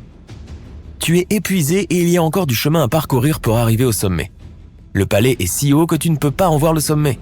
Tu ne peux pas dormir car tu pourrais te réveiller à l'intérieur d'un microbe. Il y a encore beaucoup de bactériophages dans le coin, mais tu ne veux pas prendre de risques. Un fracas assourdissant secoue l'air. C'est comme si une turbine d'avion tournait juste à côté de ton oreille. Tu lèves les yeux, une créature de la taille d'une ville atterrit sur le tapis depuis le ciel. Elle bat des ailes et fait ce bruit. Les ailes créent un ouragan. Tu attrapes les poils du tapis pour éviter d'être emporté par le vent. La créature sent mauvais. L'une de ses pattes ressemble à un grand gratte-ciel. Tu réalises que c'est une mouche. C'est ta chance d'atteindre le palais. De grands yeux orange divisés en milliers de segments ressemblent à 2 planètes. Tu grimpes sur le bout de la patte de la mouche. L'insecte s'envole et tu t'accroches fermement. Le tapis s'éloigne de plus en plus. De là-haut, tu vois le haut du palais. Il est si large que tu ne peux pas voir le bord rond. Tu lâches la mouche et tu tombes. Dans les airs, tu croises des millions de bactéries. Finalement, tu atterris sur la surface solide du palais. L'appareil s'active et tu reprends ta taille normale. Tu as eu beaucoup de chance. Tu voles en première classe vers Rome. Vacances, visites touristiques, tout s'annonce bien. Puis le pilote prend la parole. Votre attention s'il vous plaît, ici le commandant de bord. Le sol en dessous de nous s'est transformé en gelée. Nous ne pouvons pas atterrir. Tout le monde panique. Le signal des ceintures de sécurité s'allume, mais personne ne semble s'en soucier. Les gens s'agitent dans tous les sens. Les hôtesses et stewards essayent de calmer tout le monde, mais ils sont bousculés et ignorés. De la nourriture vole partout, les gens vident frénétiquement leur bagage à main pour trouver on ne sait quoi. Tu regardes par le hublot et tu vois des bâtiments qui tombent comme des dominos. Les routes commencent à ressembler à des spaghettis. La mer est projetée vers l'intérieur des terres. Les montagnes au loin s'effondrent également, provoquant d'énormes glissements de terrain. Cela ressemble vraiment à de la gelée.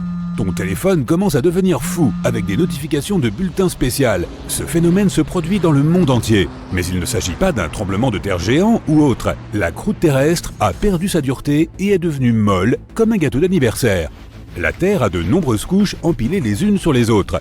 Le noyau interne, le noyau externe, le manteau et la croûte. Cette dernière est la couche supérieure sur laquelle nous marchons.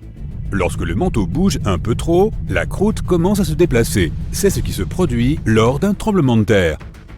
La croûte terrestre compte environ 7 plaques massives et un tas de plaques plus petites.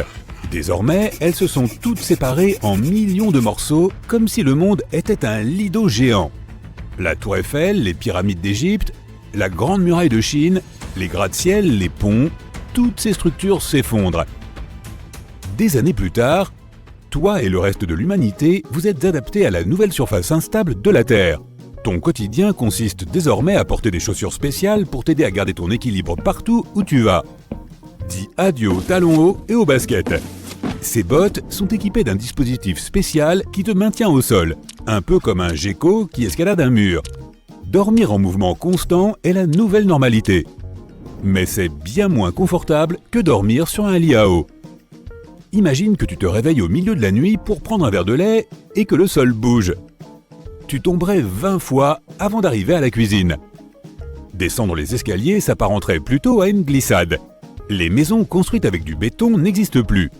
Une sorte de bulle géante te sert de maison désormais.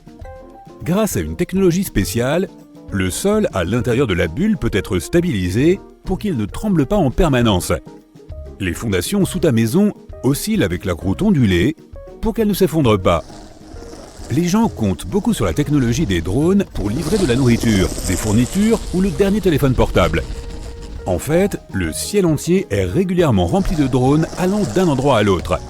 Les sports ont été profondément revus. Les joueurs de basket sont désormais équipés de casques et de protection corporelle pour ne pas se blesser lorsqu'ils tombent, ce qui est souvent le cas. Essaie de dribbler sur une surface molle, c'est presque impossible. Un sport qui survit très bien est le hockey sur glace, de même que tous les sports de glace, le patinage de vitesse, le patinage artistique, etc. Tant que la glace est assez épaisse, peu importe ce qui se passe en dessous. Presque tout le monde compte sur ces bulles pour faire quoi que ce soit ou aller n'importe où. On peut les comparer à des boules de hamster géantes flottant sur un lac peu profond. Les humains se sont adaptés et n'ont plus le mal des transports. La nouvelle économie est toujours basée sur le commerce et le transport. Mais désormais, cela se fait principalement avec des bateaux. Il n'y a plus de gros camions sur la route. Et d'ailleurs, il n'y a même plus de route. Les hélicoptères sont devenus très populaires, mais leur atterrissage peut être assez périlleux. Partout dans le monde, les terres flottent et dérivent. Avant, cela prenait des millions d'années. Maintenant, il suffit de quelques années. Imagine que tu vives à Melbourne, en Australie, mais que ta ville ne soit plus qu'à quelques mois d'atteindre l'Amérique du Sud. Un peu comme un bateau de croisière géant. Sur toute la planète, des millions d'animaux avaient l'habitude de migrer sur d'énormes distances pour trouver de l'eau pendant la saison sèche. Tout cela est terminé. La vie marine et nos amis volants ont été relativement épargnés. Comme le sol est toujours en mouvement, il est impossible pour les énormes troupeaux d'animaux de rester ensemble lorsqu'ils traversent les terres. Ils essaient de s'adapter, mais c'est difficile. Les chèvres des montagnes avaient évolué pour s'adapter à un environnement montagneux, mais maintenant, le monde entier n'est plus qu'une masse molle et plate. Après avoir enfilé tes bottes, tu vas voir des amis au parc. Tout cela à l'intérieur d'une grande bulle, bien sûr. Lorsque le sol s'est effondré il y a plusieurs années, de nombreuses usines ont explosé et libéré un tas de produits chimiques dans l'atmosphère. Donc, il vaut mieux rester dans sa bulle. Tu montes dans ta voiture en forme de boule de hamster et tu démarres. Le sol est à la fois bosselé et gélatineux, mais tu finis par y arriver. As-tu déjà essayé de manger ou de boire sur un bateau qui tangue ? Les marins y sont habitués, mais pour la plupart d'entre nous, c'est très compliqué. Désormais, tout le monde est capable de manipuler la soupe chaude sans en renverser une seule goutte. Après le déjeuner, tes amis décident de sortir et d'explorer les terres situées en dehors de la bulle géante. Au début, tu refuses, mais d'une manière ou d'une autre, tu te retrouves attaché dans ta voiture bulle personnelle en direction de la sortie. Vous vous faufilez à travers la sécurité, trouvez un endroit pour cacher les voitures et sortez. Tes amis et toi avaient l'air assez ridicules avec ces bottes spécialisées et ces masques à gaz. Mais pour rien au monde, tu ne voudrais inhaler toutes ces fumées toxiques. Vous vous rendez à l'endroit où se trouvait autrefois une grande ville. La zone ressemble maintenant à un décor de film de science-fiction. Des bâtiments empilés les uns sur les autres avec la nature qui pousse tout autour. Les routes qui existaient autrefois se sont décomposées. Vous marchez sur des briques, du béton et de l'asphalte cassé. Les statues sont à moitié enterrées dans le sol. Bien loin devant toi se trouve un vieil aéroport abandonné. Tu dois faire attention à chacun de tes pas. Le sol ondule sous tes pieds. Personne n'est venu ici depuis des années.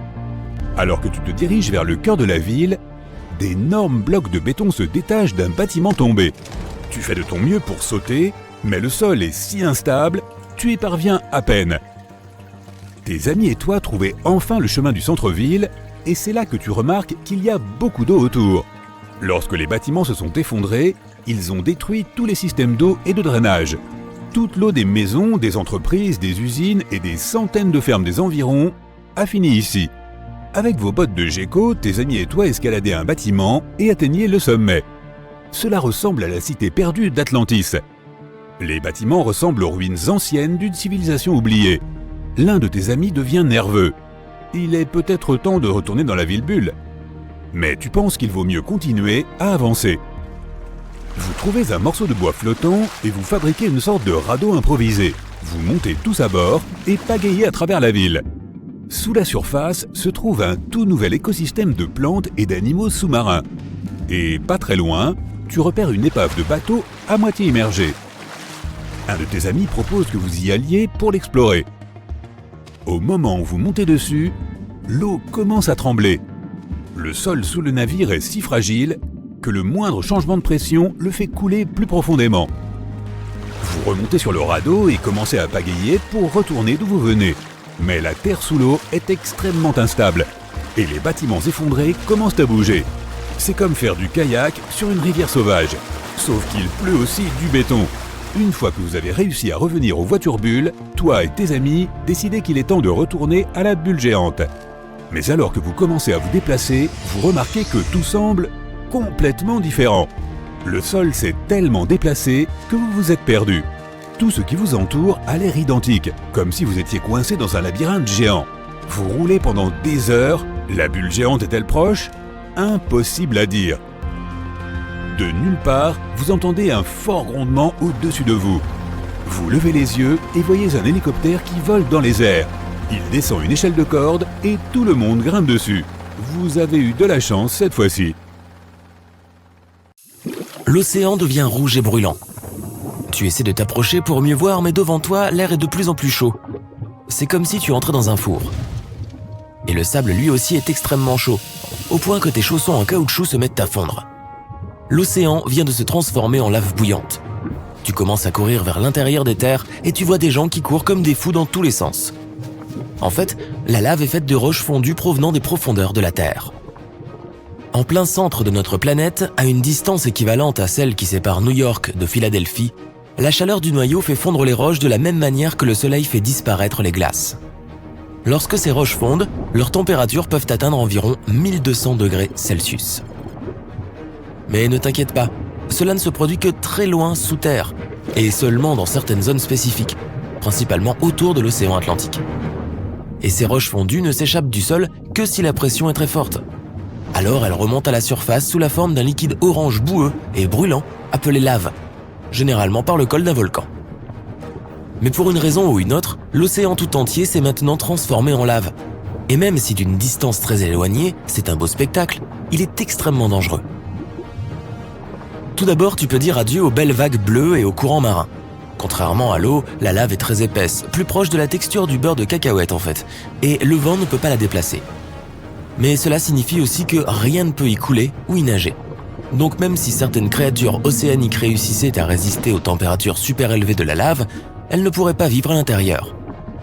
Elles seraient immédiatement submergées ou, selon leur densité, elles flotteraient à sa surface. Du coup, il va falloir que nos amis marins et les autres créatures qui vivaient dans l'océan trouvent un autre endroit où vivre s'ils ne veulent pas disparaître. En fait, les seuls animaux de notre planète qui pourraient survivre à la chaleur de la lave sont les tardigrades. Ces adorables créatures microscopiques peuvent survivre dans n'importe quel environnement extrême, dans les glaciers comme dans les volcans les plus ardents. Elles peuvent même survivre dans l'espace, soumises aux rayons cosmiques. Tu t'enfuis de la plage avec tous les autres habitants des environs. L'atmosphère s'épaissit et tu as du mal à voir autour de toi. Tu te dis « j'aurais dû rester chez moi ». Mais ta maison n'est pas vraiment sûre non plus. La chaleur dégagée par toute cette lave est à elle seule intolérable sur des kilomètres. Alors finis les maisons au bord de la mer et les stations balnéaires. Tu vas devoir aller vivre le plus loin possible de l'océan.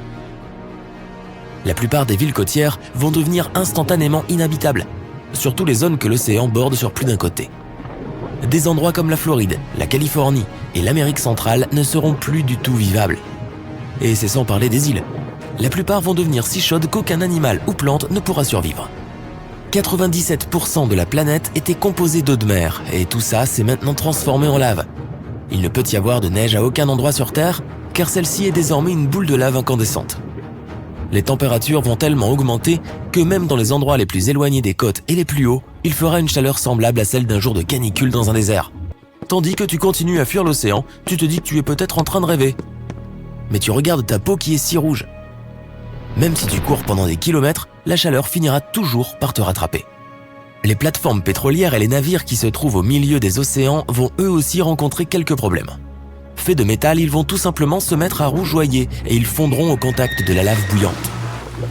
Et même s'ils ne fondent pas, il vaut mieux espérer que personne ne se trouve à bord. Mais dans une telle situation, une évacuation massive aurait lieu. Pendant ce temps, au pôle nord et sud, là où la planète est la plus froide, toute la glace qui recouvre l'océan se met à fondre instantanément. Ensuite, la lave se refroidit et se solidifie pour former des masses terrestres noires et rocheuses appelées roches ignées, dont la texture est souvent vitreuse. Au moment où cela se produit, d'énormes nuages de vapeur et de gaz acides sont libérés dans l'air, emplissant le ciel. Les scientifiques appellent ces nuages de la brume de lave. Un peu comme quand tu sors de ta douche et que toute la chaleur dégagée entre en contact avec l'air froid extérieur, sauf que cette brume-ci couvrirait l'ensemble des pôles nord et sud et serait super toxique. Elle contient même parfois de minuscules particules de verre qui sont extrêmement dangereuses. Et cette brume peut faire le tour du monde avec un vent suffisamment fort et recouvrir presque tout l'hémisphère nord. Elle pourrait aussi couvrir la partie sud, à savoir la Nouvelle-Zélande, l'Argentine, l'Afrique du Sud et l'Australie. Traverser ce gaz en avion n'est certainement pas une bonne idée. La chaleur seule émise par la lave suffirait à causer des dégâts importants au fuselage et affecterait tout l'électronique de l'appareil. C'est une bonne chose que tu aies trouvé ton réservoir d'oxygène. L'air est à peine respirable à ce stade. Tu te diriges vers ta voiture et tu t'éloignes aussi vite que possible. Mais même ta voiture a subi des dégâts. Tu te rends à la campagne, où l'atmosphère n'a pas encore été affectée par la lave.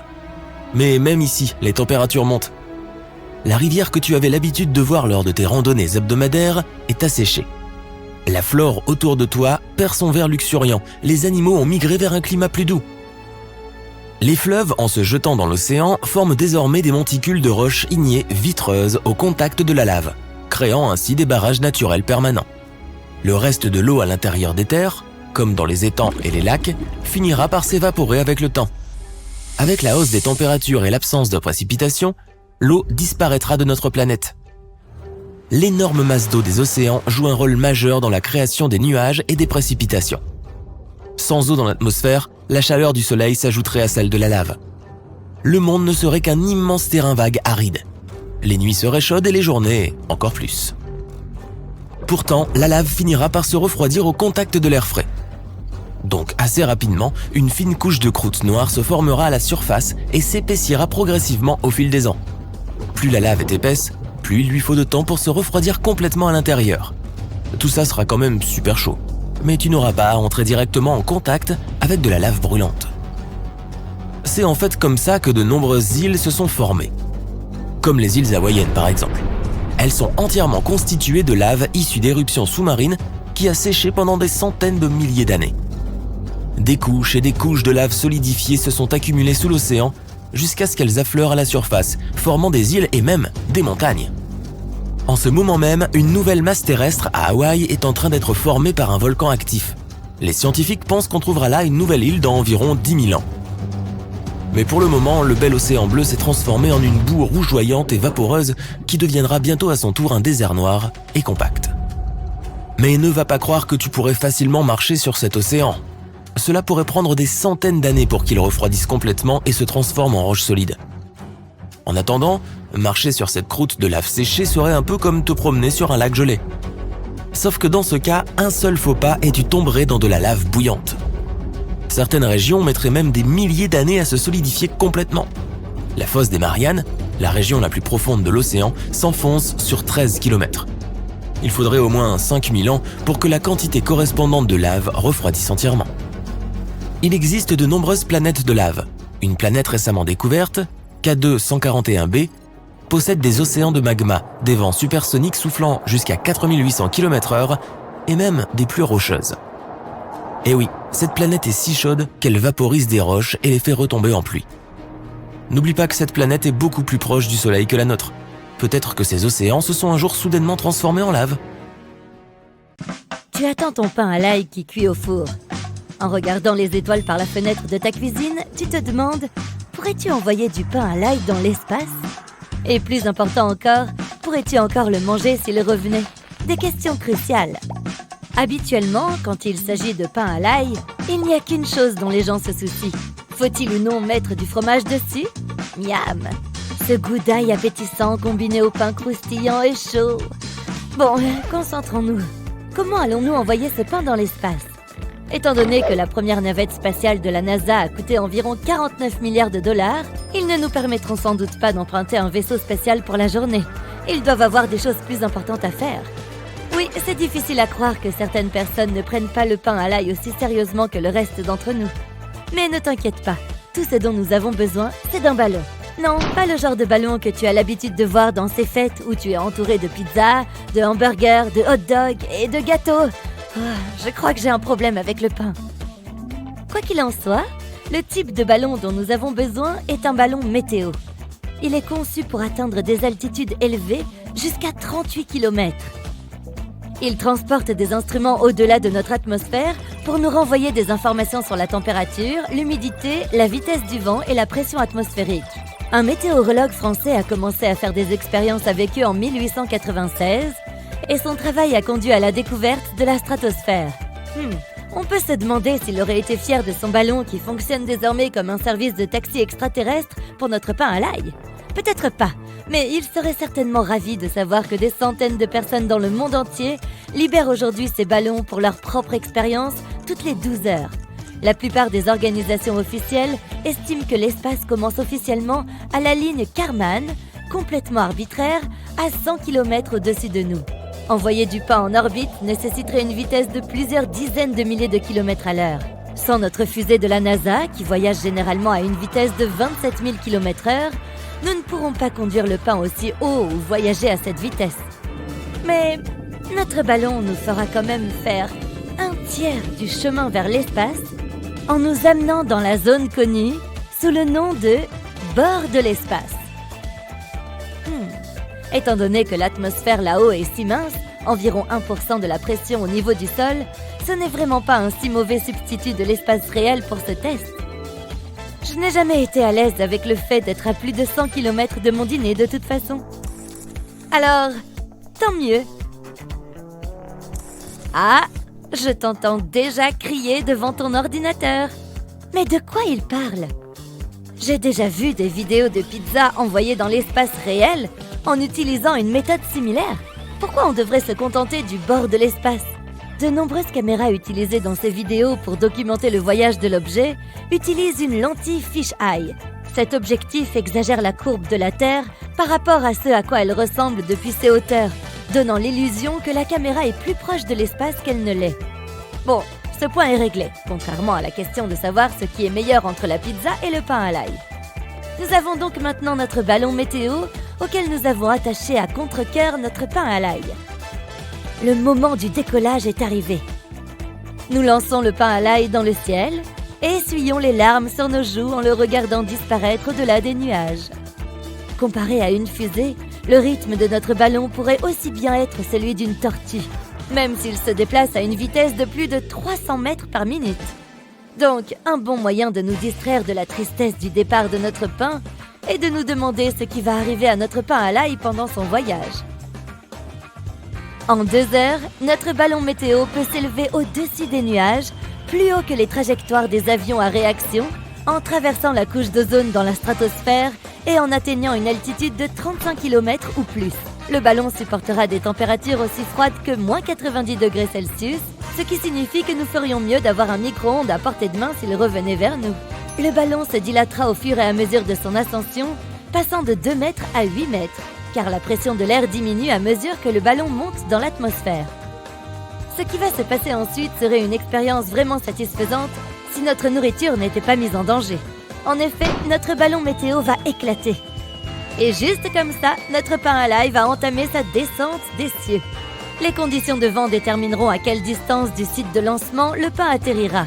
Mais on peut s'attendre à ce qu'il n'atterrisse pas à plus de 120 km.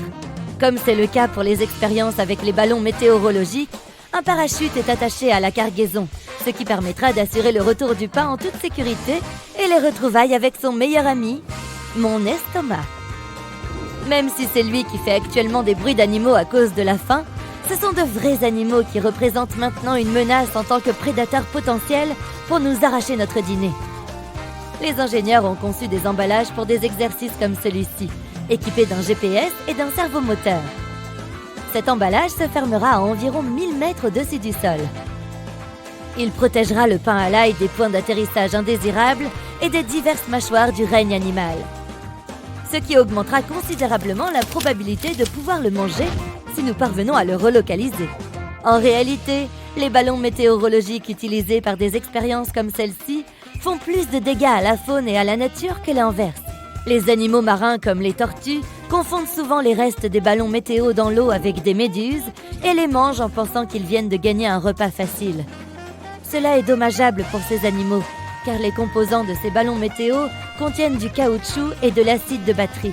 Des arguments ont été avancés pour dire que les essais de ballons météorologiques sont en fin de compte une forme d'abandon de déchets. Si cette vidéo t'inspire à essayer d'envoyer de la nourriture dans l'espace à l'aide de ballons, garde ceci à l'esprit.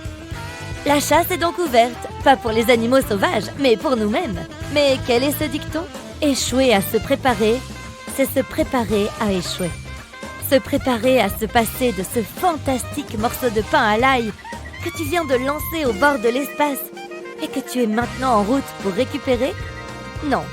Pour nous assurer que nous pourrons retrouver le pain une fois qu'il aura atterri, nous avons attaché des tracteurs radio au ballon avant de le lancer. Ceux-ci envoient un signal avec une position GPS au sol qui est ensuite affichée sur une carte pour que nous puissions la suivre, ce qui nous donne une bonne idée de l'endroit où le pain à l'ail sera trouvé. Merci la technologie. Et juste comme ça, voilà, le moment est arrivé. Nous avons retrouvé notre pain à l'ail intact. Et après quelques câlins passionnés et caresses affectueuses, nous sommes prêts à en prendre une bouchée. Alors, l'attente en valait-elle la peine ? Quel est son goût ? Et peux-tu le manger ? Oui, tu peux. Mais qu'en est-il du goût ? Pas très bon en fait, car comme nous l'avions mentionné plus tôt, nous avons oublié le micro-ondes. Le pain a été congelé par les températures extrêmes qu'il a rencontrées pendant son voyage. Donc, il est tout congelé à l'intérieur. Mais avant même de pouvoir le découvrir, nous remarquons que lorsque nous voulons mordre un morceau de pain, il ne se coupe pas comme d'habitude. Au contraire, il se brise comme si nous venions de casser un morceau d'une brindille. Nous pouvons même entendre un bruit de craquement. Le pain chaud et moelleux n'est plus. Il vaudrait mieux que tu gardes ça pour le dessert, au cas où tu manquerais de crème glacée. En y réfléchissant bien, jetons-le à la poubelle. Quoi qu'il en soit, c'était plutôt sympa de pouvoir envoyer ce pain à l'ail au bord de l'espace et de pouvoir quand même finir par le manger, non ? Avant de m'évanouir d'inanition, je vais aller au magasin pour en acheter d'autres, que je n'enverrai certainement pas dans l'espace. Pourquoi ne pas nous dire dans les commentaires s'il y a des aliments que tu aimerais envoyer dans l'espace pour les pimenter un peu avant de les manger ? Et si le fait d'appuyer sur une seule touche pouvait changer ta vie pour toujours et la rendre beaucoup plus facile ? Si nous étions dans Minecraft, tout serait possible. Trop de boulot, trop d'échéances, les cours sont ennuyeux et tu ne peux plus continuer comme ça ? Change ton mode de vie pour un mode un peu moins stressant. Appuie simplement sur Échappe. Ajuste ta difficulté de vie en choisissant paisible, facile, normal ou même difficile pour ceux qui aiment les challenges. Si ton professeur est aussi hostile qu'un creeper pixelisé en vert et blanc, choisis le mode paisible. Les monstres ne s'y reproduisent pas. Ou achète-toi un chat. Les creepers sont terrifiés quand ils en voient un, même si ton animal a l'air un peu cubique. Une autre bonne nouvelle si ta vie est en mode paisible, tu n'as même pas besoin de manger, ce qui pourrait te faire économiser une tonne d'argent. Quant à ton apparence, plus de soucis d'acné. Maintenant que tu es pixelisé, personne ne le remarquera jamais. Tu es le même tous les jours. Ta coupe de cheveux, même si tu la détestes et que tu ne peux pas voir tes cheveux pousser, ne change jamais, sauf si tu changes de skin. Tu ne peux pas grossir ni maigrir. Tes proportions corporelles sont également très différentes. Dans notre monde, le rapport entre la tête et le corps est d'environ 1/7. Tandis que dans Minecraft, c'est plutôt comme si tout le monde avait un corps de bébé, avec une tête énorme et un tronc plus petit. Tu n'aurais pas de doigts, donc si tu avais le corps de Minecraft dans la vie réelle, tu ne serais probablement pas très adroit de tes mains. Je suppose qu'il n'y a pas de chirurgie dans Minecraft. Peu importe le biome dans lequel tu vis, tu n'as pas besoin de vêtements contre le froid ou de belles chaussures. La vie sans changement signifie que tu ne vieillis pas comme nous le faisons normalement. Fini les anniversaires! Le gâteau que tu peux trouver dans le jeu n'est pas fait pour les bougies ou pour faire de vœux. Il ne peut t'aider que si tu es affamé. Un cycle jour-nuit est un peu différent désormais, puisque 100 jours sur Minecraft équivalent à 33 heures réelles. Donc, l'espérance de vie devrait changer aussi. L'espérance de vie moyenne aux États-Unis est de 78 ans, soit environ 683 000 heures. Ainsi, l'espérance de vie selon Minecraft passerait à 5700 ans. Et tu peux aussi ressusciter. Prêt à vivre pour toujours ? La nourriture n'est pas si différente de ce que nous mangeons dans le monde réel, même en termes de calories. Un gâteau entier te donnera beaucoup plus d'énergie qu'une simple betterave. Il y aura aussi quelques exceptions. Une pomme golden donne un supplément de santé dans Minecraft. Dans Minecraft, tu peux mourir de faim en 2 jours de jeu. mais cela prend un peu plus de temps dans la vie réelle. Oui, se passer de nourriture est un vrai défi, mais un humain est capable de le faire. L'eau, en revanche, est assez essentielle dans notre monde, mais ne fait pas grand-chose aux joueurs de Minecraft quand ils la boivent. L'agriculture actuelle utilise certains engrais pour accélérer la croissance des plantes. Mais si nous avions cette farine d'eau avec laquelle les joueurs de Minecraft nourrissent leurs plantes, nous aurions une abondance de fruits ou de légumes. La vie serait pourtant assez ennuyeuse. Tu te réveilles aujourd'hui et tu mines. Tu te réveilles le lendemain et tu craftes. La vente au détail ne pourrait jamais exister avec des gens si habiles, qui n'en ont même pas besoin puisqu'ils sont capables de créer divers objets à partir de rien. De toute façon, tu n'as pas besoin de tant que ça. Tu peux faire presque tout ce que tu veux avec une simple pioche, en l'améliorant en diamant. Dans le monde réel, si une simple pioche remplaçait tout le reste, toutes ces quincailleries pleines d'objets pratiques feraient faillite immédiatement. Mais il faudrait aussi que tu sois un peu plus travailleur. Si tu veux faire une sieste, il n'y a pas moyen de le faire dans le monde de Minecraft. Là, tu peux seulement dormir la nuit ou s'il fait mauvais temps dehors. Le sommeil est essentiel pour ne pas être attrapé par des monstres qui apparaissent dès la tombée de la nuit. Et tu dois t'assurer qu'il n'y a pas de monstres à proximité avant d'aller te coucher. Mais tu ne peux dormir que dans ton lit. Même si tu souhaites t'étendre sur une belle prairie à l'ombre, tu ne t'endormiras pas comme ça. C'est la même chose pour les cours à l'école. Même s'ils sont ennuyeux, il est impossible de s'assoupir. Si tu as l'habitude de regarder des émissions de Pop Science, c'est une chose qui ne changera probablement pas. Discovery Channel montrerait non seulement divers biomes et animaux carrés, mais aussi d'autres mondes, comme le Nether et l'Overworld. De toute façon, tu ne passerais pas autant de temps à l'intérieur. La plupart des activités dans Minecraft sont effectuées à l'extérieur, donc tu devrais aller dehors très souvent. Voyager est amusant dans le monde de Minecraft. Tu veux visiter le Nether? C'est un voyage vers le monde souterrain. Pas besoin d'acheter de billets, de passer la douane, de passer des heures sur un minuscule siège d'avion. Il te faut seulement un peu de lave et d'eau. Verse l'une sur l'autre et tu obtiens de l'obsidienne. Dès que tu as créé au moins 8 blocs de cette substance, construis un portail, mets-y le feu et voilà! Bienvenue dans le Nether! Si tu voyages beaucoup, tu peux prendre ton lit avec toi et l'assembler où bon te semble. C'est une bonne idée pour éviter les hôtels trop chers, qui manquent de toute façon dans le Nether. Mais ce n'est pas seulement un voyage amusant. Il y a un tas d'ingrédients dont tu peux avoir besoin pour les potions. Pas de souvenirs fantaisistes non plus, plutôt des trucs utiles que tu auras extraits des blocs exotiques du Nether. Malgré leur surnom, les locaux, appelés Zombie Pigmen, sont très amicaux et n'attaquent jamais, sauf si c'est toi qui as commencé à les attaquer. La lave peut t'aider à voyager, être une sorte de poubelle et éloigner les intrus. Dans le monde de Minecraft, tu peux être sûr que les invités inattendus ne te dérangeront pas. Ils vont juste tomber dans la lave bouillonnante. Fin de l'histoire. Tu peux aussi installer un crochet juste derrière ta porte d'entrée, afin d'activer les pièges à piston pour les visiteurs indésirables. Une fois que ton invité aura déclenché le crochet, les pistons enlèveront le revêtement de sol et précipiteront le visiteur dans le vide. Si tu vas au bord de la mer, prends ta porte d'entrée avec toi. Cela t'aidera à explorer les profondeurs de l'océan. Si tu tombes dans l'eau, tout ce dont tu as besoin pour respirer librement est de placer une porte au-dessus de toi. Personne ne pourrait jamais retenir son souffle pendant plus de 24 minutes dans la vie réelle. Mais dans Minecraft, tu peux rester sous l'eau presque pour toujours, ou aussi longtemps que tu le souhaites. Les transports en commun sont beaucoup plus cool désormais. Tu peux toujours utiliser tous les moyens de transport auxquels tu es habitué, mais faire un tour en wagonnet peut être à la fois amusant et rapide. Il suffit de construire les rails où tu veux et adieu les embouteillages. Les lois de la physique ont changé aussi et te donnent des tas de super pouvoirs inaccessibles dans le monde réel. Tu peux sauter plus haut, escalader n'importe quelle montagne plus facilement et courir plus vite, comme si toute cette histoire de gravité était une plaisanterie. Tu peux construire une rangée verticale de blocs et même si tu brises le bloc le plus bas, celui du dessus restera en l'air. Cela ne veut pas dire que tu ne peux pas tomber d'une certaine hauteur. Tu peux, mais c'est sans danger si tu renverses l'eau d'un seau juste avant l'impact. Non seulement tu peux faire tout cela, mais tu peux aussi facilement couper un tronc massif en quelques mouvements. Aucun outil n'est nécessaire, juste tes mains nues. Et ce sans une seule égratignure. Tu ne ressens pas la douleur dans ce monde. Ne t'inquiète pas, les branches supérieures de l'arbre que tu viens d'abattre ne te feront pas de mal non plus, puisqu'elles resteront suspendues en l'air. Dans Minecraft, la déforestation est très étrange. Peux-tu imaginer une forêt composée d'arbres flottants? Aucun écureuil ne pourrait jamais grimper sur un tronc dans une telle forêt. En te promenant là, tu risques de croiser des animaux sauvages, comme des ours et des loups. Tu peux domestiquer les loups et presque les transformer en chiens. Et les ours ne sont pas si dangereux pour toi. Il suffit de les piéger à l'intérieur d'une clôture. Elle ne semble pas très solide, mais c'est le monde de Minecraft, donc c'est absolument sans danger.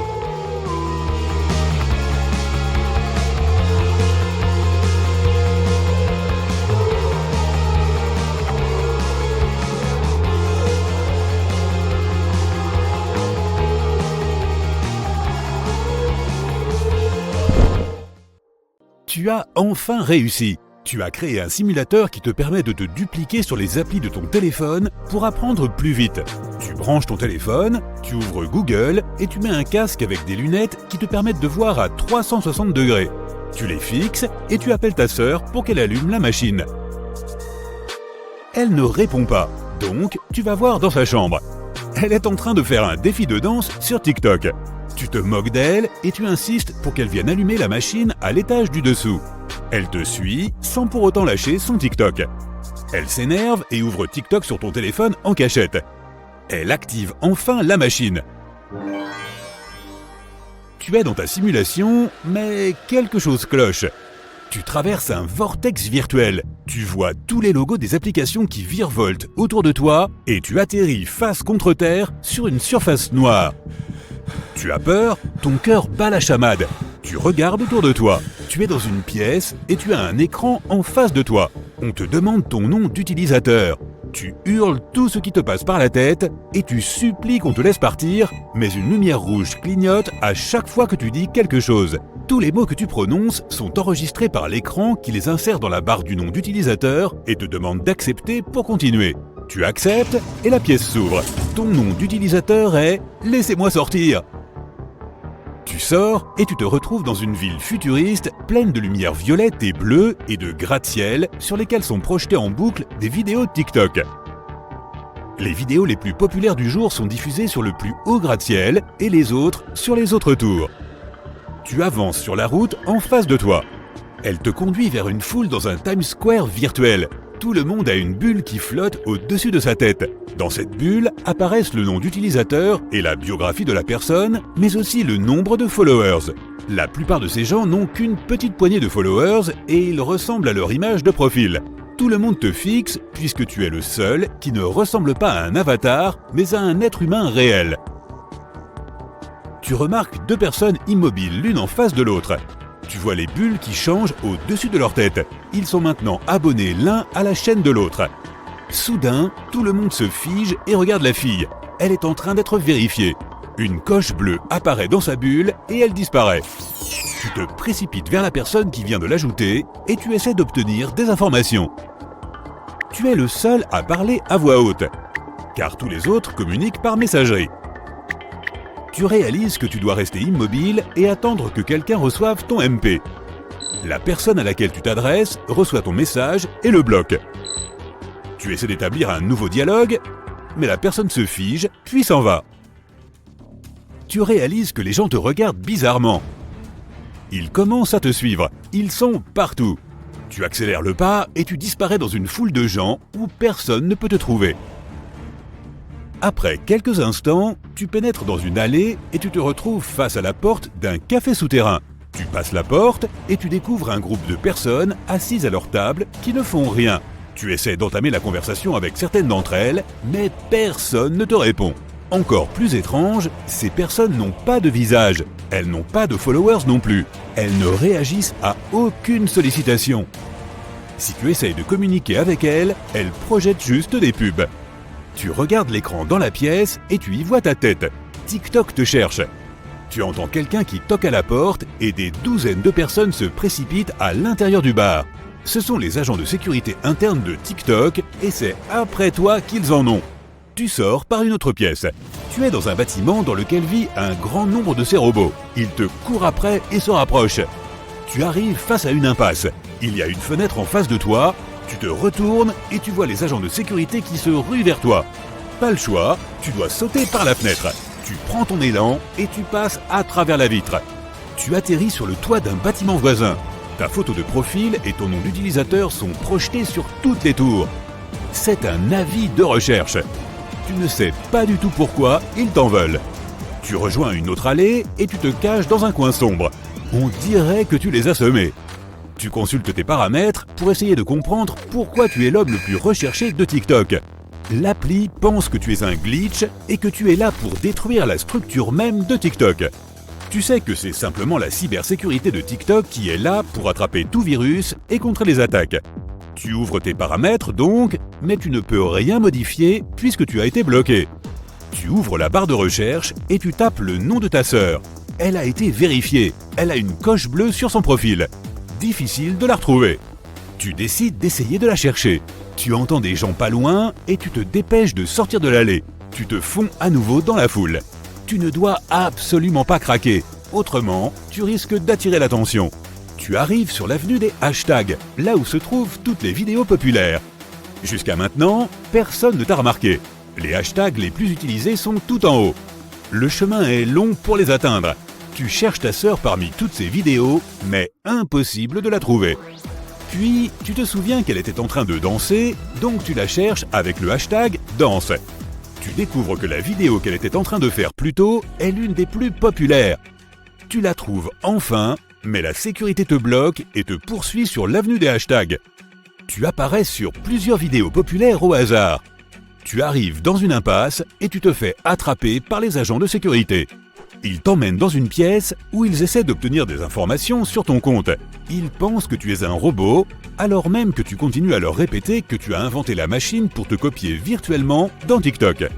Ils n'en croient pas un mot. Ils essayent de t'extraire, mais ça ne marche pas.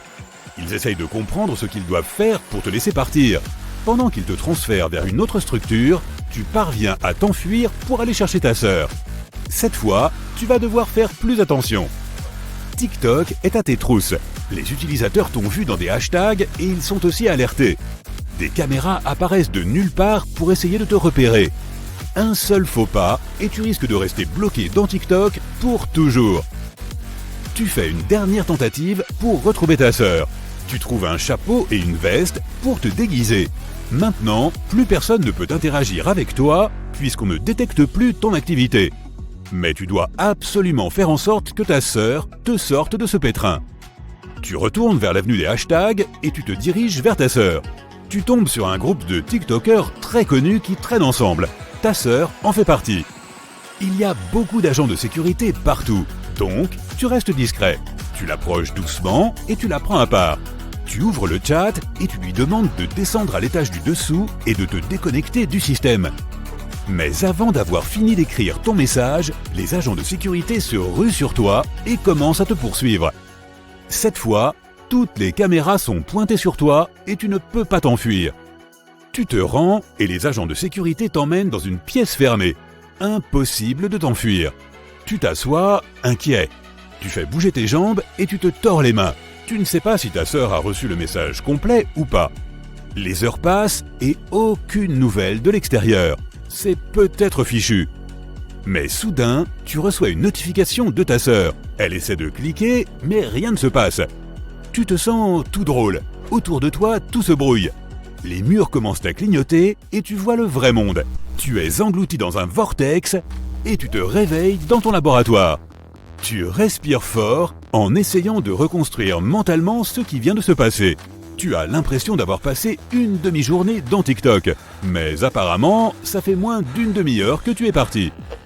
Tu vois mieux maintenant, et la première chose que tu repères, c'est ta sœur qui est en train de te filmer avec son téléphone. Elle sourit, même si elle n'a aucune idée de ce que tu viens d'endurer. Tout est prêt. Tu es sous les projecteurs et tout le monde te regarde. Les lumières se reflètent sur le piano. Tu poses tes mains sur les touches et tu commences à jouer. Puisque tu as 20 doigts par main, tu peux jouer beaucoup de notes en même temps pour plus d'intensité. Chaque accord est enrichi et embelli par davantage de notes grâce à tes 40 doigts. À la fin du récital, tout le monde se lève et t'applaudit. Le bruit des applaudissements est intense car les paumes des mains de tous ces gens sont énormes pour y faire tenir leurs 20 doigts. Te voilà maintenant sur une barque au milieu d'un lac, prête à plonger. Ton ami te convainc de faire la course jusqu'à la rive. Avec vos 20 doigts sur chaque main et sur chaque pied, vous nagez comme des poissons. Ce sont de véritables gouvernails naturels. Tu gagnes la course, puis tu retournes vers la barque en pagayant avec tes mains et tes pieds. Après la nage, tu pars en randonnée. Tu te trouves face à une belle paroi d'escalade. Tu te prépares et tu places chaque paume sur les pierres devant toi. Tu as une bonne prise car tu peux t'agripper à des pierres dont les gens qui ont 10 doigts ne pourraient jamais se servir pour escalader. Tu arrives au sommet et admires la vue. Un costume bien repassé et un sourire confiant. Tu vas gérer ton entretien. Tu entres dans le bâtiment comme si c'était toi le patron et tu attends que quelqu'un t'accompagne chez le directeur. Tout le monde remarque ton look impeccable et ton attitude confiante. On te fait entrer, tu affiches ton sourire le plus désarmant et tu ajustes ta veste. Tu entres dans la pièce et tu te présentes avec une poignée de main vigoureuse qui épate le directeur. Il veut en savoir plus sur ton compte. Tu quittes le bâtiment. Tu es resplendissante et convaincue d'avoir fait bonne impression. Tu as raison puisqu'il te rappelle peu après pour un deuxième entretien. Ok, tu gères. 20 sacs de courses dans ton coffre et un seul trajet possible. Le chemin est long, plein de virages et de dénivelés. Tu étires tes doigts et fais craquer tes articulations. Tu trouves le bon équilibre pour placer les sacs dans tes mains. Avec tes 20 doigts, tu parviens à prendre plusieurs sacs. 10 par main. C'est lourd, mais bon. C'est un peu comme si tu étais à la salle de sport. Tu sors les sacs de ton coffre et tu traverses rapidement la route jusqu'à chez toi. Bravo! En un trajet, tu as réussi à transporter toutes tes courses sauf un sac. Ah non, autant pour moi. Tu avais mis un sac dans un autre sac. Mais tu dois quand même retourner à la voiture pour fermer ton coffre. Après une longue journée de travail, tu as rendez-vous avec une amie que tu n'as pas vue depuis longtemps. Ta journée a été vraiment dure. Tu repères un salon de manucure sur la route et tu t'arrêtes pour un petit soin rapide. Mais avec 20 doigts par main, ça prend le double de temps. L'heure avance et tu n'as qu'une main de fête. Ton amie t'appelle pour te dire qu'elle t'attend au café. Tu passes à la main suivante. Tu as enfin fini et tu te précipites au café pour rejoindre ton amie. Tu es en retard, mais au moins, tu as la classe. Tu participes à un salon sur les nouvelles technologies. Des douzaines de personnes présentent leurs nouveaux produits. De nombreux téléphones sont plus gros que les téléphones pour les personnes qui ont 10 doigts et 2 mains. Ils ressemblent plus à des mini-tablettes. Tu prends un téléphone et tu le testes. Avec tes 4 pouces, tu tapes super rapidement sur le clavier. L'écran est suffisamment grand pour le reste de tes doigts. Tu passes aux ordinateurs et tu remarques une idée intéressante. Un ordinateur portable avec un clavier très large pour que tu puisses taper facilement. Tu ouvres un nouveau document et tu commences à écrire. Tu es surprise par ce confort d'écriture. Dommage que tu doives attendre que le produit soit effectivement lancé sur le marché pour pouvoir te l'offrir. Tu es en train de t'échauffer à la salle de gym. Tu te prépares pour ton prochain exercice. Tu montes sur le ring et tu t'entraînes sur un sac de frappe. Avec tes 20 doigts par main, chaque coup est plus fort qu'un coup de poing classique. Tu t'étires après chaque coup et tu continues ton entraînement. Tu passes à l'exercice suivant afin de te préparer pour le grand jour. Te voilà dans la forêt et tu t'entraînes au tir à l'arc. Tu places 2 canettes côte à côte, puis 2 autres canettes par-dessus. Tu prends ton arc et tu le tires en utilisant les 10 doigts de chaque main. Tu places 2 flèches avec soin et tu relâches. Tu touches facilement les canettes. Maintenant, tu augmentes la difficulté et tu places les 4 canettes côte à côte. Tu tournes ton arc à l'horizontale et tu tires jusqu'à ce que la tension soit suffisante. Tu lâches et les flèches partent. C'est encore gagné. Tu touches les 4 canettes sans faire le moindre effort. Puisque tu as 20 doigts par main, il te faut au moins 7 ou 8 cibles côte à côte. Tu utilises un arc long, mais ça ne va pas être facile de viser. Tu te concentres, tu décoches tes flèches et tu tires en plein dans les mille. Si tu avais 50 doigts par main, ta façon de marcher et ton apparence en seraient d'autant plus altérées. Tes mains seraient si lourdes que tu aurais besoin de bras très musclés pour maintenir ton équilibre et soutenir tes doigts. Tout serait plus grand, y compris ton téléphone et ton ordinateur.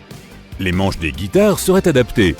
Il y a 6 cordes sur une guitare normale, mais sur ces méga-guitares, il y aurait au moins 30, voire 40 cordes. La musique ne serait plus limitée par les caractéristiques physiques humaines. Tous les instruments devraient être adaptés à ces 50 doigts par main, comme les trompettes, les pianos, les harpes et les saxophones. Un trio fera l'effet d'un orchestre, et un orchestre fera l'effet de... 5 orchestres. Tu es tranquille à la maison en train de jouer aux jeux vidéo avec un ami. Chaque manette fait la taille d'une table basse. Ce n'est pas rien une main avec 50 doigts, donc les manettes ont des supports. Il y a tellement de boutons et de touches qu'on se perd rien qu'à les regarder. Tu joues à un jeu de foot en contrôlant chaque joueur individuellement. Avec de telles capacités de mouvement et de coordination pour un total de 100 doigts, ton cerveau est plus gros que la moyenne et tu es parfaitement multitâche. Tu bats ton ami. C'est lui qui gagne la revanche. Au 3e match, vous êtes à égalité. Vous vous tapez dans les mains. L'impact des mains à 50 doigts produit des ondes sonores qui arrivent jusque chez tes voisins. Avoir beaucoup de doigts sur les mains signifie que les objets tangibles et ergonomiques devraient être bien plus grands que la moyenne. Il serait super éprouvant d'aller chez un bijoutier parce que tu devrais trouver une bague qui puisse convenir à n'importe lequel des 50 doigts que tu as sur chaque main. L'industrie du gant pèserait des milliards, puisque la fabrication d'un seul gant engendrerait des coûts exorbitants. Dessiner avec un stylo normal deviendrait vraiment compliqué. Tous les stylos et les objets de papeterie seraient 10 fois plus grands que ceux qui existent aujourd'hui, et coûteraient beaucoup plus cher. Les verres seraient plus grands ou plus larges pour que tu puisses les saisir correctement. Ta main serait beaucoup plus grande, et tes doigts s'étendraient tout autour de la paume comme des pétales de tournesol. Si tu avais chaud, tu n'aurais pas besoin d'éventail pour te rafraîchir. Il serait aussi plus facile d'attraper du sable pour faire un château de sable. Avec des mains aussi grandes, tu pourrais créer des boules de sable et construire un méga château super vite. Et si tu faisais une bataille de boules de neige, il faudrait que tu te prépares à recevoir des boulets de canon au lieu de boules de neige normales. Oh là, tu n'y vas pas de main morte. Oh là là, regarde-moi ça, il y a une tornade géante qui se dirige droit sur toi, et elle est si rapide. Ces tornades peuvent se déplacer à des vitesses folles de plus de 400 km/h. De plus, elles peuvent laisser une traînée sur leur passage, atteignant jusqu'à 80 km de long et plus d'1 km de large. Parfois, on les voit clairement arriver, alors que dans d'autres cas, les nuages bas ou la pluie peuvent les dissimuler, de sorte qu'elles se précipitent sur toi sans que tu ne les aperçoives. Et dans la plupart des cas, une tornade peut se former si rapidement que personne ne peut t'en avertir à temps. Et maintenant que cette tempête en furie est vraiment proche, il ne te reste peut-être plus que quelques minutes pour te mettre à l'abri. Tu as une cave ? Cours te cacher, à moins que... Je sais que cela semble insensé, mais que dirais-tu d'entrer dans une tornade pour voir à quoi ça ressemble ? Certaines tornades ressemblent à des tourbillons en forme de corde, tandis que d'autres sont composées de larges nuages en forme d'entonnoir. Et voici le second type, juste devant toi. Regarde ces vents tourbillonnants, nés d'un orage électrique. Ils descendent peu à peu jusqu'au sol. Souvent, la grêle se joint à la fête. Les États-Unis comptent environ 1000 tornades par an. Et le Texas en détient le record, avec environ 120 tornades annuelles. Un record dont il n'y a pas lieu d'être fier. Mais la plupart des tornades américaines sont observées dans la Tornado Alley, une étendue de terre située dans le Midwest. Ils se forment lorsque de l'air chaud et humide en provenance du Mexique rencontre de l'air frais et sec en provenance du Canada. Ces deux éléments s'affrontent et se transforment en une puissante tempête qui, à un moment donné, peut engendrer des tornades. La plupart des tornades sont observées entre avril et juin, mais depuis quelque temps, on en voit même en décembre. Elles peuvent aller d'une simple tempête de poussière à un phénomène d'une puissance considérable, capable d'emporter des voitures, de grands arbres ou même des maisons. Mais c'est une occasion unique, tu ne t'es jamais trouvé aussi proche. De plus, cette tornade est gigantesque, et ce n'est pas souvent que tu aurais l'occasion d'en voir une telle. Bon, tu es prêt ? Elle se rapproche. Tu sens le vent se renforcer tout en te projetant de la terre et des éclats au visage. Tu fermes les yeux et hop, te voilà à l'intérieur. Et c'est la folie. Des vents violents te ballottent en tous sens et te font tournoyer. Ils te soulèvent en même temps. Tu as le vertige ? Tu te sens comme Dorothée dans Le Magicien d'Oz ? C'est peut-être le bon moment pour s'intéresser à ce qui t'arrive vraiment à l'intérieur. Tourbillonnant au gré des vents et oh, attends ! C'est la moto de ton voisin qui tourne en même temps que toi ? Espérons qu'elle reste au loin. Prenons maintenant le temps de couvrir les bases. Se retrouver au milieu d'une tornade enragée est une chose à laquelle il est possible de survivre. Mais autant être honnête, ce ne sera pas facile. La première chose que tu ressentiras sera probablement le changement de température. À l'intérieur de cette tornade folle, il peut faire 20 degrés de moins qu'à l'extérieur. C'est parce que le centre de l'entonnoir formé par la tornade tourne en permanence. Cela rend l'intérieur du vortex beaucoup plus froid et rend l'air plus raréfié qu'à l'accoutumée. La densité de l'air y est inférieure de 20% à celle que l'on trouve par exemple en haute altitude. J'espère que tu n'as pas l'intention d'y rester trop longtemps. La pression atmosphérique à l'intérieur de ce tourbillon est si basse que tes poumons ne pourront pas en retirer suffisamment d'oxygène. Pour te donner une idée de la situation, respirer à l'intérieur d'une tornade revient à essayer de prendre de l'air à une altitude de 8000 mètres. C'est un niveau d'alpiniste professionnel, comparable à l'ascension de l'Everest. Alors oui, il faut de l'aide pour pouvoir respirer normalement. Bref, tu vas probablement t'évanouir au bout de quelques minutes. Mais ne t'inquiète pas, on t'a apporté ce masque spécial pour que tu n'aies pas à te soucier de ta respiration. As-tu remarqué à quel point le flux d'air à l'intérieur est régulier ? Certains chasseurs de tempêtes se sont déjà retrouvés à l'intérieur de tornades. Plus tard, ils ont fait une description chaotique de tous ces nuages déchaînés et de ces vents tourbillonnants. Mais de l'intérieur, l'air était étonnamment doux. Ce qui ne veut pas dire que c'est une partie de plaisir qui t'attend. Et tu n'es clairement pas tout seul à l'intérieur de cette tornade. La moto du voisin n'est pas la seule chose que tu y verras. Du bois, des briques, du verre, peut-être même des voitures, des vaches, des mobil-homes, des briques, des toitures et d'autres gros objets. Tu auras de la chance si rien ne te tombe dessus dans ce chaos sans nom. Avec tous ces débris qui tourbillonnent à 500 à l'heure, il te sera difficile d'esquiver quoi que ce soit. Mais admettons qu'un miracle se produise et que tu sois épargné. Tu commences à avoir la tête qui tourne. Tu te demandes quand tout cela va se terminer et si tu seras capable de t'extirper de cette incroyable tornade. Elle finira bien par ralentir. Cela se produit parce que de l'air frais pénètre dans la tornade. Mais ce n'est pas parce que les choses se calment que tu peux te détendre pour autant. Enfin, ton estomac, lui, le peut, puisque le tournoiement s'est arrêté. Mais la tornade te laissera tomber de n'importe quelle hauteur quand elle cessera. Si tu te trouves à la campagne, il se trouvera peut-être une botte de foin pour amortir ta chute. Oh, attends, nous parlons d'une tornade qui fait probablement plus de 14 000 mètres de haut, alors ça ne te servira à rien. Espérons que tu as apporté ton parachute, parce que ce serait le moment idéal pour le déployer, tu ne trouves pas ? Ne t'inquiète pas, on aime les fins heureuses par ici. Alors voici un petit coup de pouce. Et voilà. À présent, tu redescends lentement en profitant de la vue. Si tant est que tu remarques quoi que ce soit aux alentours avec tout ce tournis. Comment se fait-il qu'il y ait un ciel clair et ensoleillé sur ta gauche, te demandes-tu ? Ça n'a rien d'inhabituel. Les tornades se forment souvent à la périphérie d'un orage.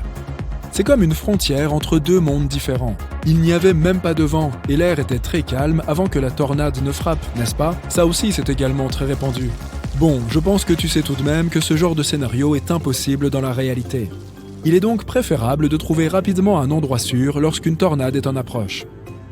Utilise plutôt un abri souterrain et si tu n'en as pas à disposition, n'importe quel sous-sol pourra faire l'affaire.